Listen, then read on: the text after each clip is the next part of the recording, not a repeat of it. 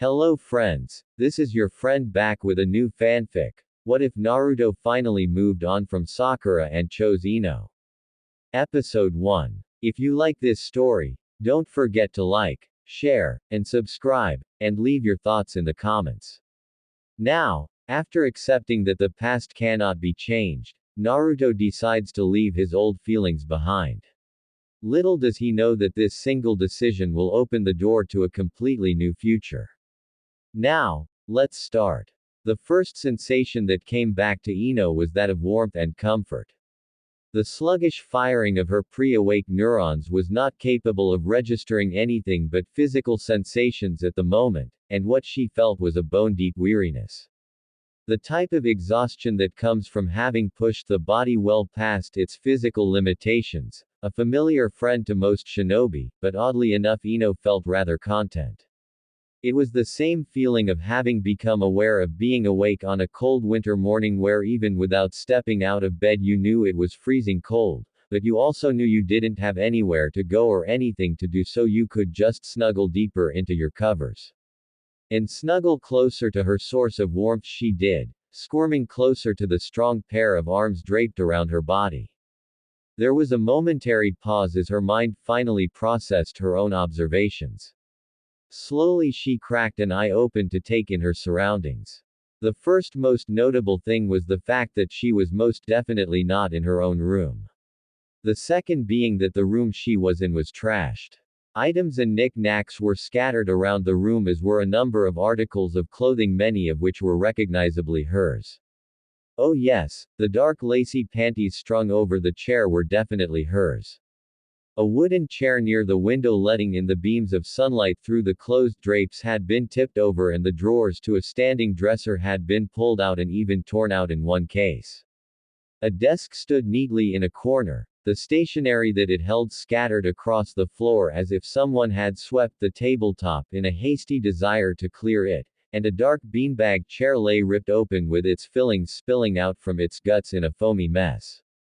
The mattress of the bed was half hanging off the frame a little ways from where her blanketed foot lay, but most distracting was the feeling of someone else's bare legs pressed up against hers. Oh look, she ideally thought, I think those are condoms. In fact, there were quite a few of the condemning little plastic rubbers scattered around and across the floor, winking back innocently at her in silent testament to her activities the night before.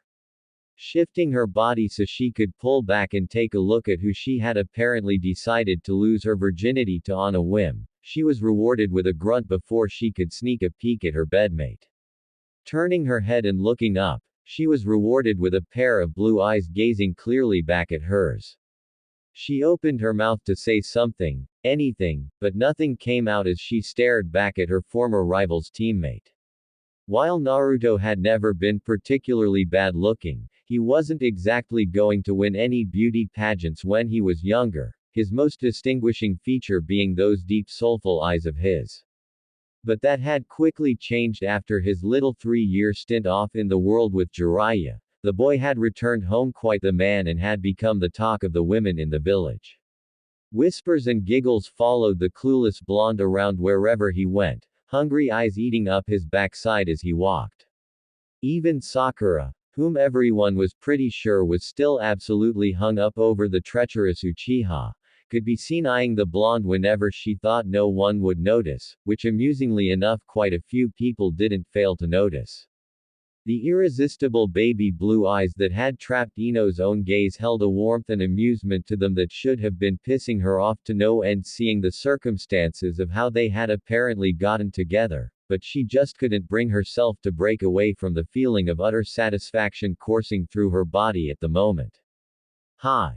His morning voice was a deeper husk than his usual rough timbre, sending a shiver down Ino's spine as she felt her skin break out into gooseflesh from his tone. Hi. She returned with a quirk of her lips. His eyes finally released hers to gaze around the room, his eyebrows shooting upwards much to her amusement. Naruto pushed his upper body up to get a better look, taking Ino up with him slightly as she had been resting lazily against his rather well-defined chest. Finally he looked back down, meeting her gaze with a sheepish smile.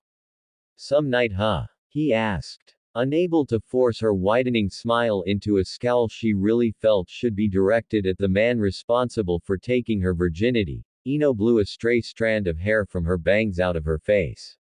Some night, she replied through half-lidded eyes. We should probably talk to Naruto. Why don't you take a shower while I clean up and make us? He paused to take a look at the alarm clock on the bedside, air lunch apparently. Okay. Ino sat up and rolled off her blonde companion, taking the thin bed sheets with her to cover her body. The curvy blonde took a moment to cast an appreciative gaze at her friend's exposed body, but she felt her eyes widen as her sight strayed below his waist. While she had seen diagrams and videos of what the male organ was supposed to look like erect, she had never seen it in person before, and certainly they had never been quite that big. Naruto flushed with embarrassment at his saluting member, unsure of exactly what he was supposed to do. It certainly wasn't his first time sleeping with a woman, but this was the first time he'd done it after being blackout drunken with a friend no less. On second thought, why don't I use the bathroom first? He mumbled as he stood up. Ino burst into a fit of giggles that she failed to cover up with her hand at the rather large throbbing protrusion waving about in her face. Yeah, you look like you could use a cold shower or two. Flushing slightly, the blonde male hurried on to the bathroom, unaware of the pair of teal eyes glued to his firm buttocks. Oh Ino, the blonde teen murmured to herself as she heard the shower turn on. What have you gotten yourself into, girl? Stepping out of the steaming shower, Ino was surprised at the state of tidiness of the torn-up room she had left behind just 20 minutes prior.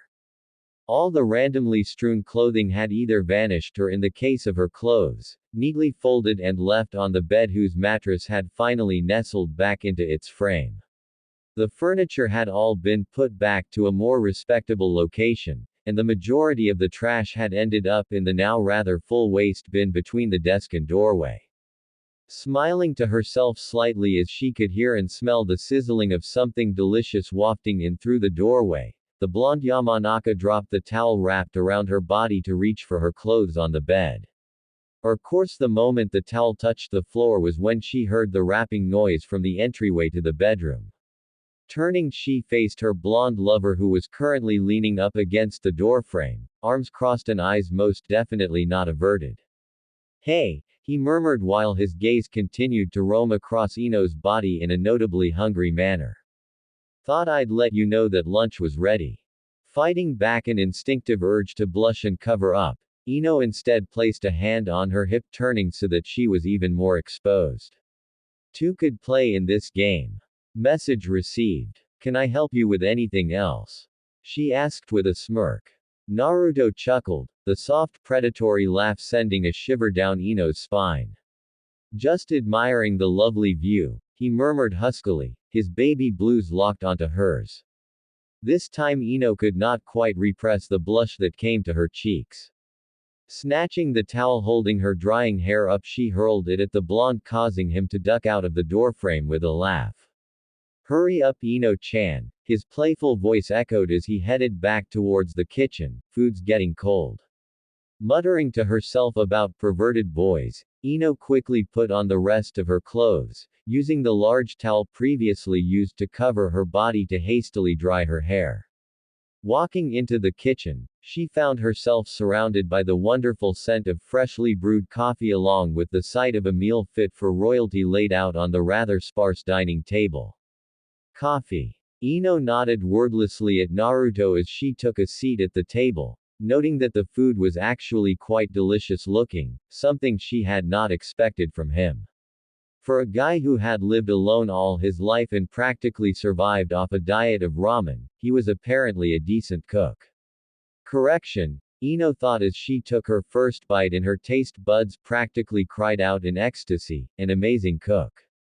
Taking the offered cup of brown brew from Naruto, she added some cream and sugar until the color was to her liking before taking a sip of the hot coffee. Watching the blonde male bustle about putting things into the sink, she couldn't help but smirk slightly at the domestic scene. Just how many people knew this side of him? Or got to see it? Thought you were making us lunch. She asked after blowing on her coffee to cool it some. I lied, he replied with a charming smile that showed oversized canines as he finally joined her at the table. Hope you don't mind the Western-style breakfast I laid out. I found a taste for it while traveling with Jiraiya. Ino certainly had no complaints. There was a stack of golden brown pancakes piled half a dozen high, its varying color and texture suggesting a mixture of nuts and fruits in the batter that she couldn't wait to get a taste of. Her own plate was made up of some perfectly cooked scrambled eggs, not too runny but not hitting rubbery either, with a mixture of some salted meats and other vegetables lending the yellow concussions a nice appetizing color. There were also piles of potatoes rubbed with some sort of herb she was not familiar with, all mixed in with shredded corned beef. Along the side was a slice of ham with dark brown griddle lines that still wafted steam, some strips of juicy thick-cut bacon that glistened with grease and half a dozen finger-sized sausage links grilled to perfection. There was a dish for butter between them, along with salt, pepper, and small flask of honey along with a bottle of store-bought ketchup. 2 glasses of orange juice were placed within reach of the 2 diners along with a medium glass jug filled with more of the cool fruit juice. A small woven basket with a red and white plated cover made up the centerpiece of the table, and based on the heat and smell it was most likely filled with fresh baked bread. Taking another bite of her food, Ino fought back a groan of pleasure as her taste buds triggered all sorts of pleasant reward pathways in her brain. Where did you learn to cook like this? She demanded as she shoveled down another forkful. If you ever quit being a ninja you should go be a chef. Cracking a smile the blonde male prepped his own coffee, which mainly consisted of a spoonful of sugar and a dash of cream. He liked his strength. Why is everyone always surprised when they learn that I can cook? Ino waved her fork in his face as she swallowed another before answering. Well duh, mister, I eat nothing but ramen. You ate nothing but ichirakus when you were younger. The natural assumption would be that you can't cook to save your life. Chuckling as he buttered the bread roll he had taken out of the basket, Naruto grunted in satisfaction as he sank his teeth into the warm hearty grain. About the only pleasure in life you can afford as an orphan is good food, he replied with a careless shrug. I got good at cooking real young. I just went to Ichiraku so I wouldn't have to be alone. Feeling her own spirits dim somewhat at the reminder of her friend's difficult childhood, Ino continued eating the delicious meal albeit at a slower pace. I can't imagine what that was like, she said sadly as she recalled how she had not exactly been the kindest person to the blonde seated across from her when they were younger. Surprisingly, Naruto simply laughed it off with a dismissive wave of his hand. Don't worry about it, Ino-chan, leave the past in the past. I'm doing alright now and I've got you guys. Smiling at his infectious grin and genuinely upbeat outlook on life, Ino resolved not to bring the mood down with her own feelings. The two continued eating in companionable silence, quickly demolishing the enormous breakfast set out before them. They made idle chit-chat for a while about all sorts of random topics, Naruto regaling her with tales from his exploits under the tutelage of the Toad Hermit, and Ino in turn filling him in with all the latest village gossip. Really? Shouted Naruto after he had finally cleared his throat from a choking fit he had suffered through after Ino had dropped a bombshell on him while he had been drinking juice. Kakashi-sensei and the Snake Lady. Why? They make a cute couple. Defended Ino. You the man, Kakashi, mumbled Naruto while wiping his mouth. Must have a brass pair. She's not that bad once you get to know her, laughed Ino. Seeing the disbelieving look directed at her across the table, the Yamanaka crossed her arm in a huff. Seriously, she's a bit exuberant but once you get past that she's nice enough. Unable to sustain a straight face while being confronted with Naruto's silly look of disbelief, the blonde girl broke into a fit of giggles.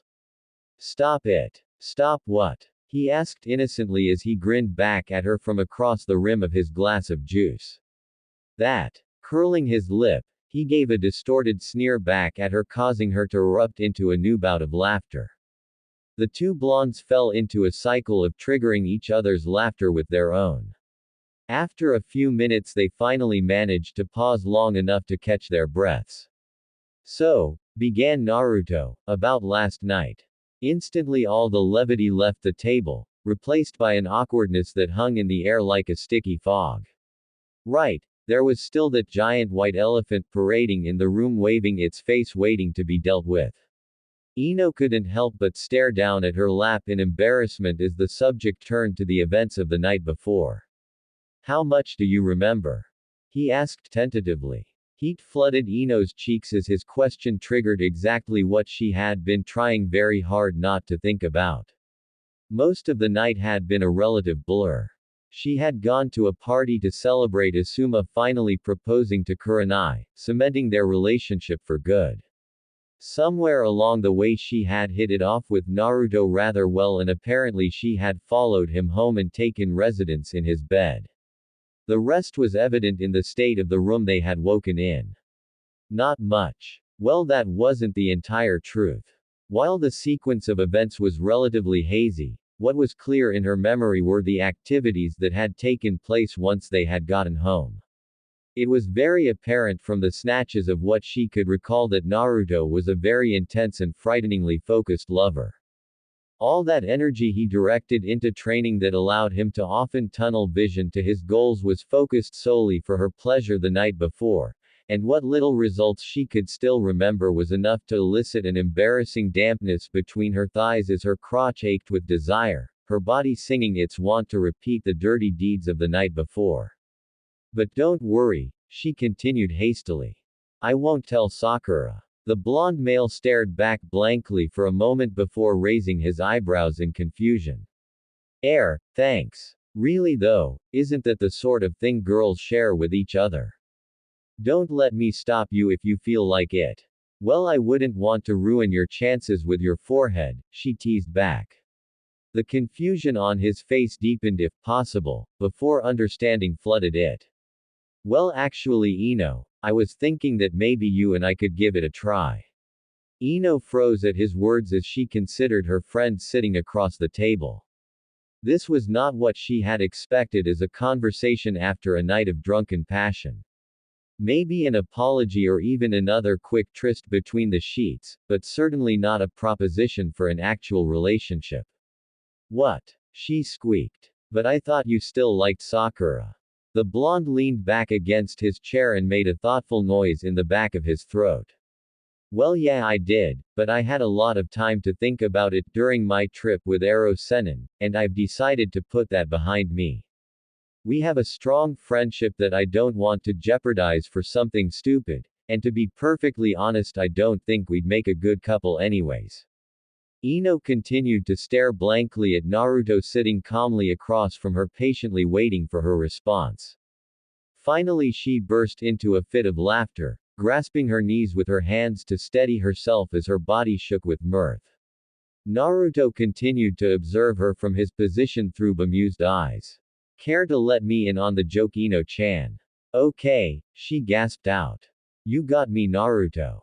Good one." She wiped a tear from her eye as another fit of giggles burst uncontrollably from her lips.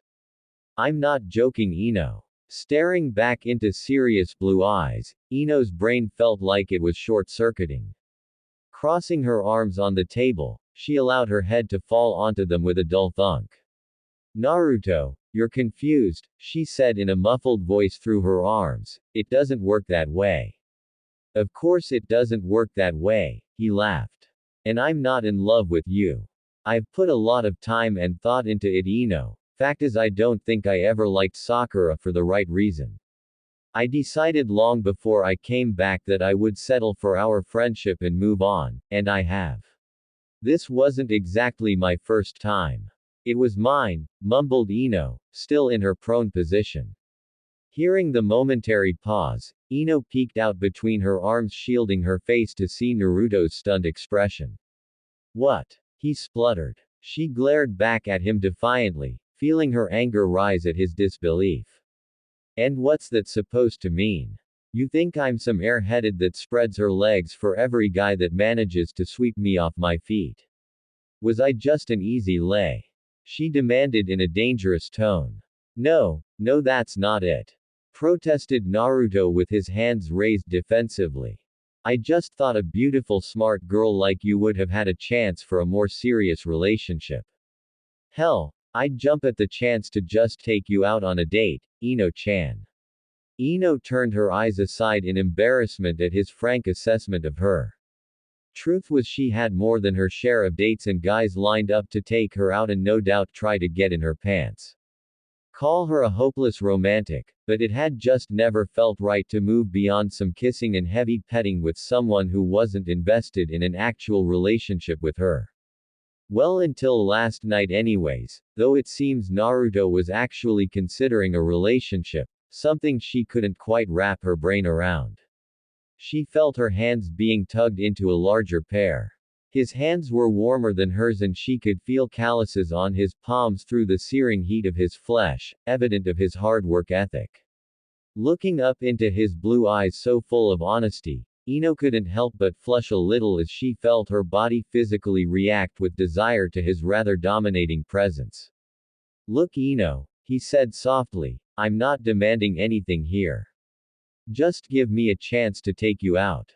I feel bad enough that we slept together while drunk, and I'd be lying if I said the thoughts never crossed my mind, but I never meant to take away your first time when it should have been with someone special. I don't know if I can make that up to you or become that someone special for you, but I'd love to give it a try. Here he smiled, that sweet gentle smile of his, and tightened his hold on her hands, causing a warm pit to open up in her stomach. Butterflies. Hell, they were more like dragonflies. You're a beautiful and intelligent woman that I've always managed to have a lot of fun around, he continued with a genuine grin. Give me a chance to get to know you better. Ino stuttered a bit as her brain failed to come up with a proper response to that. She'd heard it all before, of course. Men of all ages praised her for her beauty and skill. Hell, she'd even had her share of young men serenading her. But never had anyone delivered it with such blatant honesty while looking her straight in the eye without turning their gaze. The tender smile that graced his face as he rubbed circles into the back of her hand with his thumbs caused Ino's insides to melt, and suddenly a very large part of her could not help but wonder why the hell not. I know it's not something you can just give me an answer to on the spot, Naruto continued as he pulled up her hands and brushed her knuckles with a gentle kiss from his lips, unknowingly fanning the desire building up in the young woman rooted to her chair. Why don't you take some time to think about it and we can talk about it again later, okay? Still not trusting herself to form words, Ino simply nodded once and got up from her seat before she fled from Naruto's kitchen.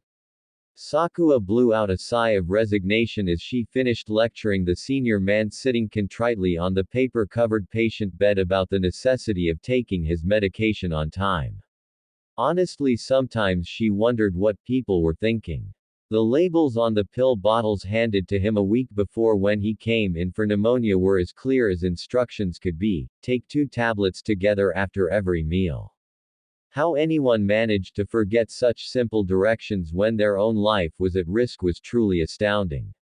After finally relenting in her gentle scolding of the embarrassed elder, she shooed him out with another reminder not to forget to take his medication if he didn't want to have his upper respiratory infection to have a sudden relapse. Scratching away with her pen on the patient form the date and reasons for the visit, she completed the 6 pages of micro font with the ease of someone who had done it hundreds of times before.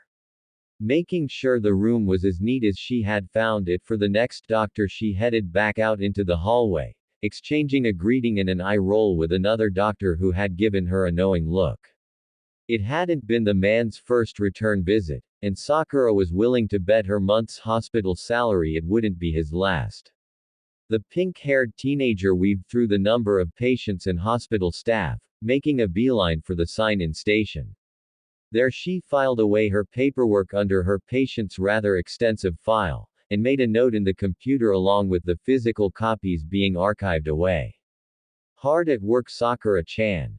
chided the kindly matron who was the head nurse of the entire Konoha hospital, a rather prestigious position.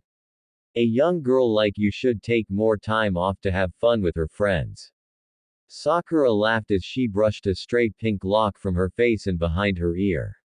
The older woman routinely admonished her for her diligent work habits, but the kunoichi knew the other woman did so in jest. I have plenty of fun with my friends Masiaki-san. In fact, it's our girls' night out tonight. The older woman clucked her tongue in a reproving fashion, spinning in her wheelie chair so that she could glare playfully at the younger girl. Oh, that's all good, Sakura-chan, but I'm talking about the sort of fun that involves boys your age. What about that young man who's always visiting you at Workham? There's a strapping young lad I would have jumped in an instant if I was 10 years younger. Color flooded Sakura's cheeks as she looked determinedly anywhere but at the nurse. Masiaki-san, she exclaimed, scandalized. You're married. Well, that makes it more fun, doesn't it? Asked the other woman with a cheeky grin. Though in all seriousness, why haven't you thrown the poor boy a bone? Does he have a woman already? Naruto-kun is a teammate, and just a friend, growled Sakura firmly, even as her belly did a small familiar flop as it was so often prone to doing whenever her thoughts strayed to the blonde as of late. Naruto-kun. Huffing out in annoyance at the teasing, Sakura snorted and tossed her hair back imperiously. Yes, Masiaki-san, a friend.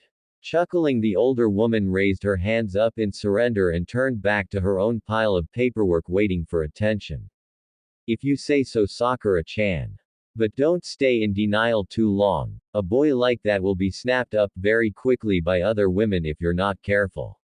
Heat still burning her cheeks, Sakura left the information desk, uncertain as to why her colleague's last statement had left a sinking feeling in her gut. Stewing slightly in her own emotions, she made a beeline for the general admissions desk where she was scheduled to spend her last 4 hours administering the basic requests of patients who didn't necessarily require an in-depth session to determine their needs. While usually a duty fulfilled by nurses, there was always a doctor on hand to serve as a reference point for when more information or attention was necessary. Though given how busy it was, the doctor on call usually ended up working alongside the nurses. Making her way across the hospital, Sakura had the time to really reflect on her relationship with her remaining teammate.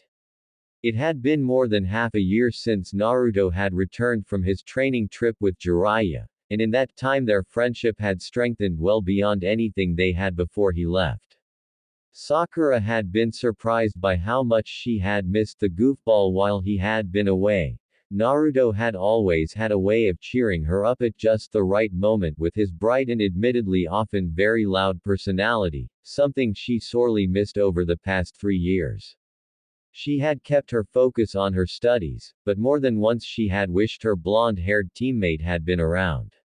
His return had heralded a much more quiet though no less positive personality change and a deeper maturity than most people had thought him possible. And when Sakura could put aside fighting the butterflies in her own stomach long enough to be objective about it, then yes, even she could see how much more handsome the blonde had become. Gone was the baby fat, replaced by lean hard muscle that rippled subtly beneath his clothing regardless of what he was wearing, and a face that had left behind childhood in favor of a more masculine overtone. The shorter than average blonde had shot up into a broad-shouldered male whose height and width was only matched by Kiba out of all the men in their graduating year. Sakura was still getting used to having to look up when talking to her teammate. There was also a certain hardness in his eyes that hadn't been present before. The way he carried himself screamed of a change she couldn't quite put her finger on, but when their eyes did meet she often felt a shiver down her spine. She still wasn't sure if it was a good one. Arriving at the station, Sakura was so lost in her thoughts that she ran headlong into the nurse leaving her shift. Being a kunoichi, Sakura easily regained her balance, but the other woman was not so skilled and tumbled to the floor with a squeak of fright. Fuchio-san. I'm so sorry, exclaimed Sakura as she reached down to help the other nurse. I should have been paying more attention to where I was going.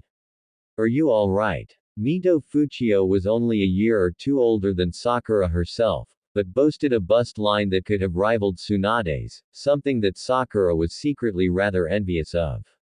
Coupled with an almost inhuman hourglass-shaped figure and a face that would not have looked out of place on a magazine cover, it was no secret why she was the favorite nurse amongst the male patients at the hospital. With that sort of a body, it would have been no surprise if the other female staff would dislike her simply for that, but she had such a sweet, disarming personality that even the most grudge-prone individual would have trouble disliking her. "Oh, Sakura-san. I didn't see you there," she laughed as she regained her feet with Sakura's help. "I'm all right, just a bit of a fright from our little bump in there." The other girl's laugh was infectious and Sakura found herself giggling as well. "Are you off your shift soon, Fuchio-san?"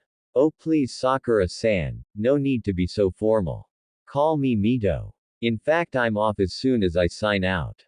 Smiling at the other nurse who had her clipboard clutched to her rather voluptuous chest, Sakura gave a polite bow. "Of course Mito-san. I hope you have a nice afternoon." "Sakura-san, I had a question I was hoping you could answer." Sakura looked on with curious eyes as the other woman seemed to suddenly take on a bashful posture, hooking her hands behind her back and looking down on the ground. "How can I help you, Mito-san?" the kunoichi asked encouragingly. Unlike Shinobi, civilians she found often had to be prompted when they meant to ask for something. "You're teammates with Naruto-kun, correct?" Fighting the sudden unease that had filled her form, Sakura nodded slowly in affirmation. "Is he single?" The rather blunt and unexpected question left Sakura's mouth hanging slightly as Mito continued avoiding her gaze, a hint of pink flooding her cheeks. "Wah!" spluttered Sakura incoherently. "You Naruto, huh?" The chesty nurse bit her lip and turned sad eyes up to look at the kunoichi. "It's hard for me to find an honest man. Harder still to find one who can speak to me while looking me in the eyes rather than, well, elsewhere. I've had a chance to talk with Naruto-kun a few times while he visited you here and I'd like the chance to get to know him better if there isn't a woman in his life already." Sincere though the words were, there was a hint of a challenging look in her eyes that Sakura couldn't quite place. Of course that didn't stop her hackles from rising slightly. Ruthlessly crushing the sudden surge of aggression, Sakura mentally shook her head to get her bearings. "Well," she said hesitantly, "as far as I know he's single." The worried expression on Mito's face brightened up like a ray of sunshine through rain clouds. Smiling happily, the other girl bowed to Sakura with an exclamation of thanks before heading off with a wave of her hand, humming softly as she left. Sakura stood there watching the other woman's retreating back, trying desperately to relax the clenched fist her free hand had unconsciously formed. Breathing out a disbelieving sigh, Sakura decided to put the event behind her, cataloging her reaction to the unexpected news of her colleague's attraction to her teammate to be sorted through and examined at a later time. Marching into the desk station, Sakura penned in her name and time at the sign on board, giving a nod of greeting to the other hospital worker before snatching up the next client form. The name on the top of the paper caused her eyebrows to shoot up as she recognized her longtime rival's untidy scrawl even without the need to see Ino Yamanaka in the name box. Flipping through the pages of personal information that was standard for all patients to fill out, she got to the point of the reason for the visit. Sakura's jaws dropped again as she saw the paperwork signed with Ino's unmistakable signature for the morning after pill. "Ino." Her normally neutral announcer voice when calling out the next patient's name came out more as a disbelieving cry that startled most of the patients in the waiting room into looking at the pink-haired kunoichi. Barely noticing the reproachful look her superior was giving her, Sakura spotted her blonde friend in the crowd as the other kunoichi had looked up at the call of her name. Ino for her part had taken one look at Sakura before uttering an audible groan and dropping her head into her hands before standing up and closing in on her friend at the desk. "Ino," Sakura hissed in a much lower voice once her friend was closer, "what the hell? Morning after pill. Who did you? The blonde kunoichi whose casual strut up to the station had attracted more than one stray eye to her shapely behind groaned again. Look, it's a long story. I'll tell you guys tonight when we get together, alright? I need your opinions on something anyways. Shaking her head in disbelief, Sakura hurriedly grabbed the proper medication, double-checking the dosage label before popping out 2 of the green pills and handing it to her friend along with a paper cup filled to the brim with water. What happened to waiting for the right man? Sakura demanded. You weren't dating anyone last I checked. The blonde tossed back the pills with a gulp of the water and winced at the way the medication rattled in her esophagus on the way down, washing away her discomfort with the remaining water. Well, obviously that went out the window, grumbled Ino as she crushed the paper cup and tossed it in a nearby wastebasket. Throwing her long blonde hair back over her shoulder, Ino leaned down onto the desk station with her hands pressed up against her temples. Ah, what am I going to do? She groaned. You did use protection, didn't you? Demanded Sakura with probing eyes. These morning after pills aren't 100% effective. Oh yeah, mumbled Ino, still facing down at the wooden surface. Believe me he used protection all right. Quite a few in fact. Blushing slightly at the rather uncomfortable topic, Sakura wasn't sure whether to comfort her friend or slap some sense into her. Ino who? Look, I don't want to have to tell the story more than once, grumbled Ino as she finally looked back up. We're still on for Amiki's tonight at 9 with the girls, right? Nodding dumbly, Sakura could only watch through numb eyes as her friend walked out of the room, shoulders weighed down heavily by the events that were no doubt plaguing her. Suddenly her own fluctuating feelings on her teammate seemed like a small problem in comparison. Amiki's was a popular hangout for young shinobi who weren't quite elite enough to get into the Junin and Anbu exclusive bars, but were skilled enough to be recognized as the next up and coming generation of ninja who would one day rise to protect their village. The atmosphere at the bar was warm, if not a bit dark, but then people of their profession tended to like it darker than most. The soft ambient background music was just loud enough to be soothing, but not so loud that it was distracting. A simple noise to be tuned out by the patrons that frequented the popular watering hole, but it did its job of masking away conversations to make eavesdropping more difficult. There were dozens of tables that were scattered across the center of the relatively large room, strategically placed so that no one group had to feel completely exposed to another thanks to some handy wooden dividers. Lined up along the walls was the bar table with dozens upon dozens of stools for those who wished to drink away their misery alone, the racks furthest against the wall filled with rows upon rows of alcoholic beverages of all sorts from across the continent. The slow-moving ceiling fans often were not enough to help push the humidity caused by the large crowds of shinobi who frequented Amiki's at night, but nobody seemed to particularly mind the slight discomfort. For those who did, the company of friends was enough to divert them from the small distraction. There was a stairwell that led up to a partial second floor.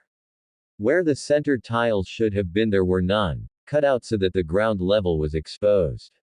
Along the walls of the second floor was a small walkway that heralded a dozen or so shinobi leaning up against the railings having a smoke and observing the crowd milling below. But of interest to most was the number of closed doors that led to the more private rooms clients could rent out should they feel a need for more solitude and could afford the expensive hourly fees in exchange for their privacy. Room 4C was one that was frequented by many shinobi, though perhaps none as often as its current inhabitants. Though their group was not as of yet complete, just having Tenten, Tamari and Hinata in the enclosed space was enough to produce a noise level most associated with an out-of-control party. The funny thing being that the alcohol had yet to be touched. Seriously, Hinata, jeered Tenten. You've been dating the poor boy for almost 2 years now. You really should put out and reward him for his efforts. The red-faced Hyuga heiress poked her forefingers together in a rapid beat, a habit she had yet to break when she was nervous or faced with a particularly distressing situation that didn't involve life-threatening circumstances. And not every relationship has to be about S10-chan, admonished the lavender-eyed girl. It had been a surprise to everyone when shy Hinata, who had a painfully obvious crush the size of the Hokage monument on their resident blonde knucklehead, had gone and agreed to go out with Choji of all people. More surprising was perhaps the fact that 2 years later the two were quite happily going steady to the approval of both their clans. Is that what he tells you? Teased the kunoichi hailing from Suna with a leer. Cause that's not what he's thinking with the way you look. Hinata gave a squeak of distress as she folded her arms across her rather ample chest. Out of all the girls of their group, Hinata had always had the distinct lead in body shape. Over the years that lead had just simply widened to the point where the desire of overtaking her had changed to hopes of simply getting anywhere near her. While the heiress tried desperately to hide her womanly shape behind baggy clothing and even resorted to wearing a parka in the middle of summer, there was just no hiding her definition. Or as Kiba often put it, Kami didn't grace her with such a figure to be hidden. Seriously, Hinata-chan, you should just let the poor boy have a taste. Maybe then he'll find an appetite for something other than food. Iha Avenue, let him Ha Avenue a taste. Hinata shot back defiantly, her face color matching that of a tomato. Both the other occupants of the room sat up straighter at her nervous declaration, eyes alight with interest. Hinata was the only one out of all of them who had a steady boyfriend, yet she remained tight-lipped about anything the couple got up to. A rare opportunity to grill the girl had just unexpectedly presented itself. Oh yeah, when was this? How far did you two go? The two questions came together at the same time and Hinata seemed to wilt under the weight of their words. She opened her mouth to stutter out some defensive reply, but was interrupted with the slamming of the door. The occupants in the room all jumped and turned to stare at the heavily breathing pink-haired apprentice of the Godime Hokage. Her short hair was windswept and disheveled, as if she had been sprinting at high speeds. The light sheen of sweat only added to her appearance of having rushed to get here. Whoa, where's the fire? Demanded Tamari. Sakura was the more level-headed one in their group, and anything that had her sprinting off probably meant troubling news. Where's Ino? Panted Sakura as she collapsed onto the space next to Hinata. Did she get here yet? Accepting an offered glass of water from Hinata gratefully, Sakura proceeded to chug it down in one go. Polishing off the water, she stuck the cup back out for another refill. Ino? Asked Tenten, eyeing the pink eye curiously. She hasn't gotten here yet. Did something happen? Yes, shrieked the only girl of Team 7, ignoring her refilled glass. She came in requesting the morning after pill today. Hinata, who had been taking a sip of water from her own cup to calm her nerves after having narrowly escaped her own private interrogation session, sprayed the contents of her mouth out in shock. Tamari, having seated herself right across from the heiress, gave a shrieked curse of surprise at the unexpected shower. What the hell? Wah, what? Ha, I knew it. The last triumphant cry came from Tenten, drawing odd stares from the other occupants in the room. The weapon mistress turned her Cheshire grin at her rival from Suna and thrust her palm out, face up. What did I tell you about Tamari? Pay up, girl. The fan groaned and slammed her head on the table with a dull wet thump where the skull met wood. God damn it, Ino. She moaned. What are you guys talking about? Demanded Sakura in confusion, her eyes darting between the two women. We had a bet going, elaborated Tenten while making a V sign with her left hand. Whether miss I'm going to stay a virgin until I marry my man will really be able to go through with it. The disciple of Guy prodded the still face down Tamari using her free hand, a gleeful smile adorning her face. Tamari here thought she could do it, I thought she couldn't. We put down an A-rank mission worth of pay on the line to see who would be right. Guess who's suddenly a whole lot richer? That whore. Growled Tamari as she reached into her purse to pull out the bills needed to honor her bet. Do we know him? Asked a curious Hinata who had finally recovered from the unexpected news. I don't know. Moaned Sakura. She wouldn't say. She'll tell us what happened tonight, she said. Tenten licked her finger and began to gleefully count away at the wad of bills Tamari had forked over, her eyes practically gleaming with greed and satisfaction.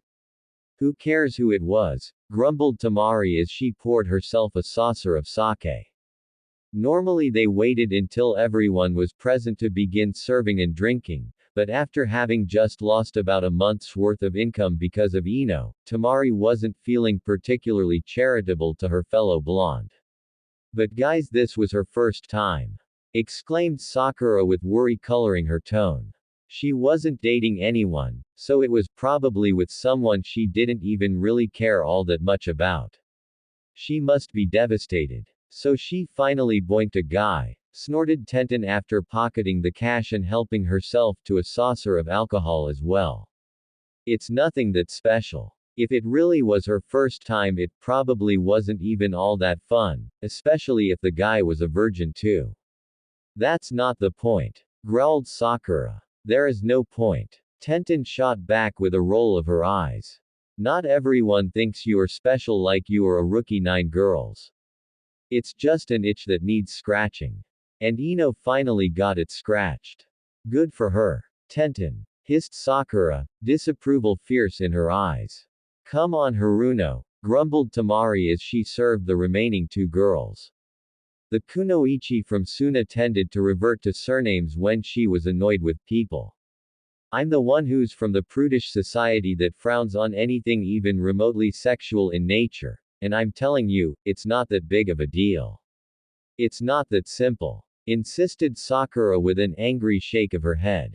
The pink-haired girl glared around the table, but only saw defiance from the older girls and a desperate avoidance of eye contact from Hinata. She opened her mouth to reiterate the point that the psychological consequences for Ino might be much harder to brush off than for Tamari and Tenten, who had a much more casual approach to the act of copulation. But before the words could properly formulate and leave her mouth, the doorway slid open once more to reveal the rather disheveled-looking girl they had been discussing. The normally fashion-conscious Yamanaka was wearing clothing that was slightly rumpled-looking, hinting that perhaps she had not changed at all, and her hair, while brushed, did not have its usual glossy sheen. Cheers to popping your cherry. Toasted Tenten, getting an eye roll from Ino as she sealed the entryway. Geez, tell the world why don't you? Yamenka growled as she took a seat closest to the door. And pour me a damn drink, will you? Hinata carefully filled her friend's saucer of sake and handed it over to the blonde, who promptly knocked it back in one shot. So who was it? Demanded Tenten eagerly with an impish glint in her eyes.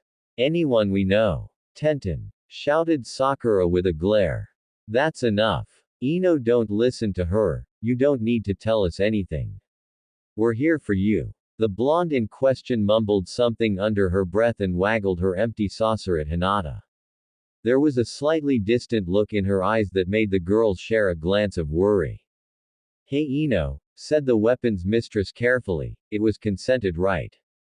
Both Hinata and Sakura gasped as they looked at their friend in horror. And even Tamari had pulled herself out of her funk over losing money enough to cast a concerned gaze at the younger blonde. Yeah, Ino said after a lengthy pause. We were both drunk out of our minds, but yeah, it was consented on my part. The tension left the room somewhat, though not entirely, given the mood Ino was still in. So what's wrong, Ino? Asked Tamari. He's bad in bed or something. The other girls all watched with interest as Ino blushed profusely and stuttered out something that couldn't be understood. After a few moments, the Yamanaka gave up and snatched the bottle of sake from Hinata to give herself a refill, avoiding looking anyone in the eye. Well, drawled Tenten with a grin, that answers that. So what's cutting you up, blondie? Again Ino mumbled something incoherent, and the other girls exchanged confused looks. Come again, said Sakura. I said he wants to try for a real relationship, grounded out Ino with a heavy glare at her sake saucer as if the poor cup was the source of all her frustrations. Oh, Well, that's a good teeing right. Asked Hinata hopefully. Given Ino's sour expression, it obviously was not, but someone had to be the optimist and Hinata was the least likely to get slapped down for it. Yes. No. I don't know, groaned Ino burying her face in her arms.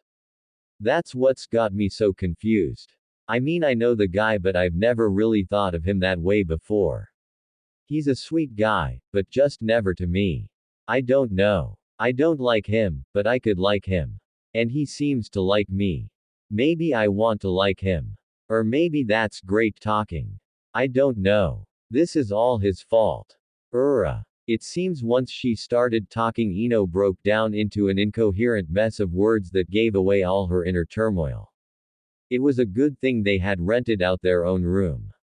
Having Ino scream and pull at her own hair probably would have gotten them thrown out eventually.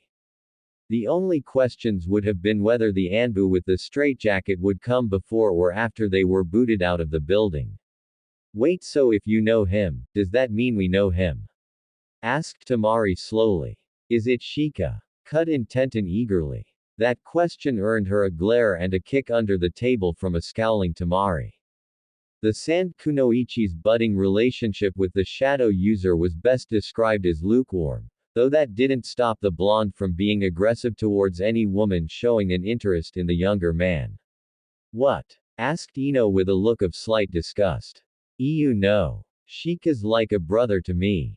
We grew up together. Yeah, so? Asked Tenten. Not all of us are open to the thought of sleeping with our teammates, grounded out Sakura with a frosty glare at the bun-haired girl. It was common knowledge that Team 9 was closer than most. Close as in the three members had decided that shared bedroom activity was a good team-building exercise. No one wanted to know more beyond that, in fact probably even that little tidbit should be considered TMI.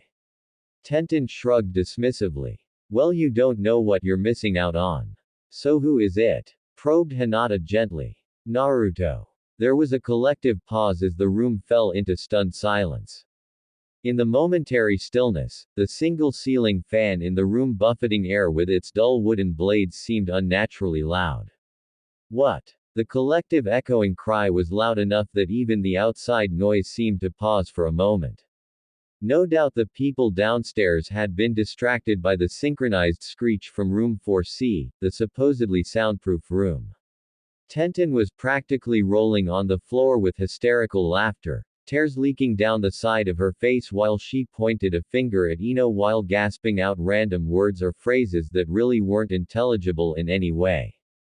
Tamari had both her eyebrows up so far towards her hairline she resembled her youngest brother's features as she glanced pensively at her fellow blonde, but most surprising was Hinata, who didn't seem too upset about the discovery that her friend had slept with her former crush.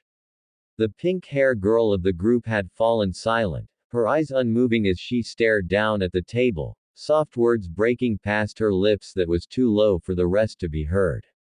I know, moaned Ino. Look, don't touch, but damn if I didn't touch. Downing another saucer of the belly-warming liquid, Ino turned an apologetic look to Hinata. I'm so sorry, Hinata. I swear to Kami I had no idea what I was doing at the time. Can you ever forgive me? The voluptuous heiress simply gave her friend a sad smile of reassurance. It's all right, Ino-chan. I've gotten over the fact court that Naruto-kun and I will never be anything more than friends. I have Choji now. Tenten finally managed to regain her seat at the table and had wiped the last of the tears that had streamed down her face. So tell me, Ino-chan, how big was he? Oh my god, Tenten! Shrieked Sakura even as Ino flushed a deeper red. I do not need to hear this. Tamari chuckled at the flustered blonde from Konoha. He really is hung like a horse, isn't he? Whoa, wait, hold up, shouted Tenten as she made a crossed X shape with her arms. And how in the hell would you know about the horse-like quality of Naruto's? Tamari gave a nonchalant shrug as she took another sip of her saucer. Naruto and I had a brief fling when he and Jiraiya swung by Suna. Wait, what? Shouted Sakura and Ino together in stereo. A fling? Demanded Tenten. When the hell was this and how long did you two go out for? Hell, why did you two even go out? I didn't even know you had an interest in him. I was the former Cage's daughter, and the current one's sister. You know, the guy who just a few years back were regarded as a homicidal maniac who murdered people on a whim. That kinda relation isn't exactly stellar for a girl's love life. Naruto's the only one who didn't give two craps about my background and about the only guy who would stand up to Gaara when it came down to it. Hell yeah, I jumped him. You're lying, accused Tenten. Yanking our chain. There is no way in hell you and Naruto had gotten together. I refuse to believe that. The Sooner Noble gave an uncaring shrug. Believe what you will. Though tell me, Ino, does this look familiar? Tamari pulled up the end of her tight black figure-hugging shorts, peeling the clingy material until her creamy thigh was exposed to the air. On the inside, half an inch away from the delicate folds of her maidenhood, was a small unobtrusive tattoo of a raccoon, stylized in a cartoonish fashion. Ino dropped her head back into her arms with a groan after staring in disbelief. What the hell does she mean, Ino? Demanded Tenten. Naruto's got a matching one on his thigh, mumbled the face-down blonde. Does Gaara know? Demanded Sakura. Tamari smirked. He found out eventually.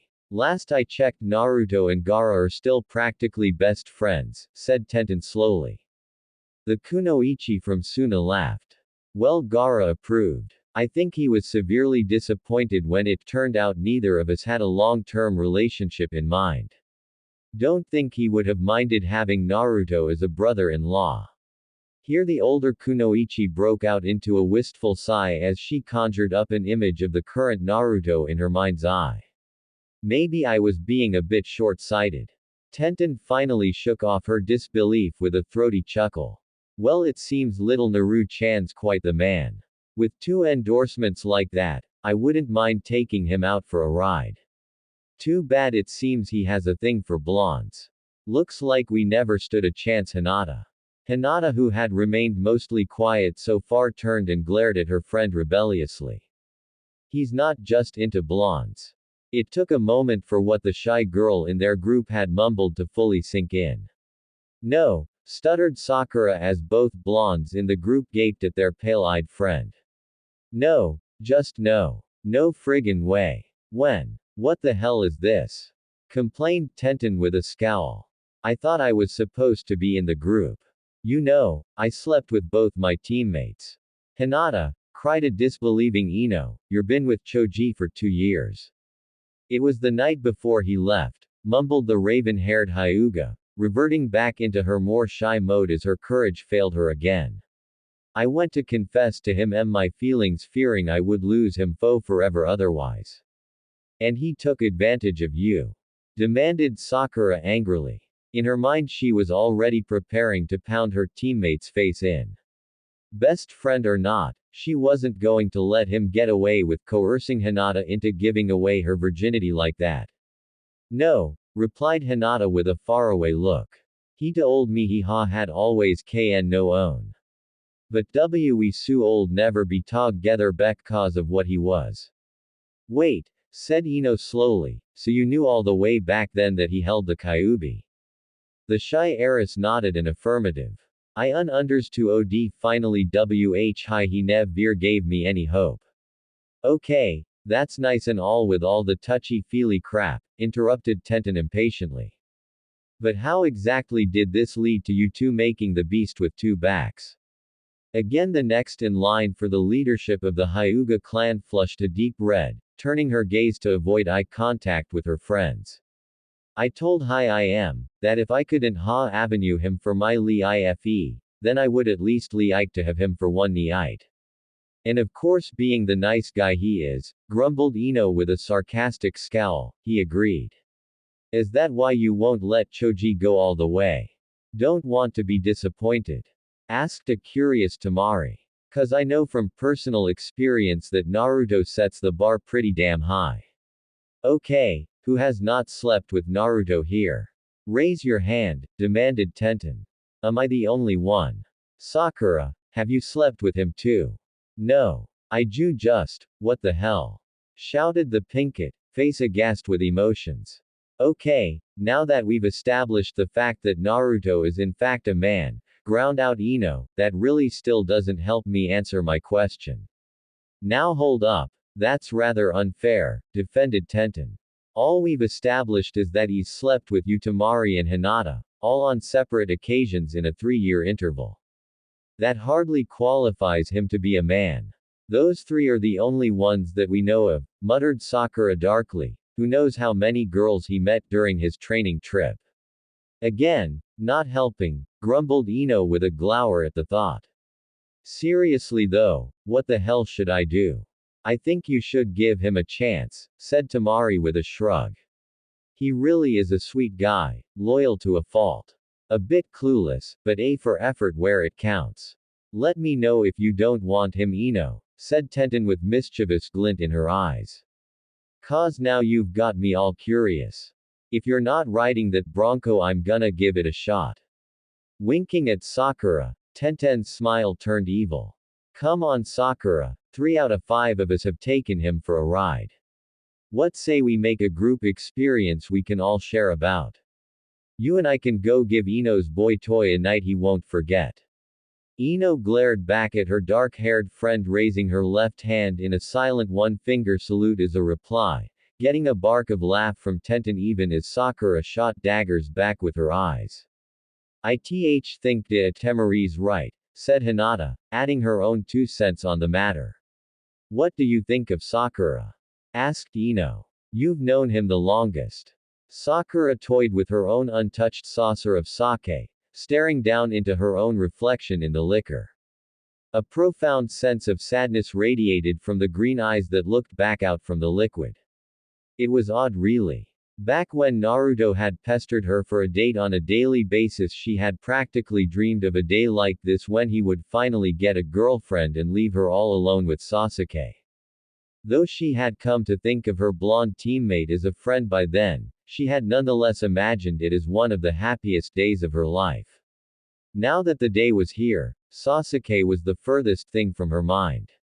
A tight feeling of jealousy burned in her chest at the thought of Ino being with Naruto, stronger than any feeling she had during the days of rivalry with the blonde over the Uchiha. Sasuke had been a thing to have, the newest latest fashionable handbag a girl could drag about to watch the envy ooze from the eyes of other girls. Losing Naruto was a blow straight to the gut that made her want to have bile. When did Naruto's dating life suddenly matter so much to her? Sakura. Prompted Ino, warily seeing the stormy expression on her longtime friend's face. I don't know, the mending mumbled at last. I really don't. I guess it wouldn't hurt to give it a shot, muttered Ino after a long moment. Besides, it's not like I'm in love with the guy. We'd just go out on a few dates, get to know each other a bit more. I bet we're not even all that compatible and it'll fizzle out after a while. Tenten rolled her eyes as she poured the last of the sake. The Yamanaka flushed and threw her empty saucer at the weapons specialist, who easily dodged with a laugh. Somehow that small action broke the tension that had been hanging over the group like an unpleasant fog, and the festive air that was more common to their get-togethers came back in full force. Though they laughed and drank away merrily enough, a certain pink-haired kunoichi couldn't quite put all her heart behind the drunken toasts for long years of happiness between the new blonde couple. There surely would be the sounds of many breaking hearts in the village once it became official, though the tinkle and cracking of one in particular could already be heard. Ino stretched her hands lazily above her head, lacing her manicured fingers together as she worked at the kink on her back. Fighting desperately not to give in to the yawn threatening to escape her mouth, she blinked back tears from the effort it took to contain the often unstoppable biological phenomenon. Giving into mental fatigue, Ino allowed her head to drop dully onto her desk with enough force to cause her to wince. Catching sight of the pink rubbery eraser ending of her pencil in her periphery, Ino snaked out her tongue to draw the offending stationery into mouth. Absent-mindedly chewing on the eraser, she sent the pencil tip waggling through the air in wild figure 8. After the amusement at her own actions had worn off, the tired teenager allowed her exhausted mind to wander. Working in the IT department was supposed to be interesting and a stimulating challenge for her intellect.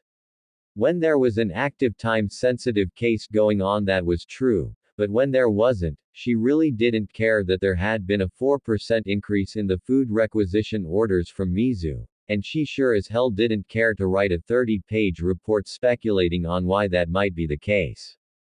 It wasn't like anyone was going to actually read it, the Hokage clearly didn't. And the monotony wasn't just limited to the paperwork, even their uniforms reflected the dreariness of their department. Why gray? It countered everything fashionable, and putting that aside, the drab color simply weighed on the mind like concrete anchors. Not exactly the type of stimulant you wanted in a workplace that emphasized having an agile mind to analyze data and intelligence reports. A brief glance around showed her fellow floor staff was hardly faring any better. She was seated on one of 20 desks placed in a 5-row by 4-column formation where the majority of the intelligence officers sat to sift through the tons of information gathered by Shinobi out in the field.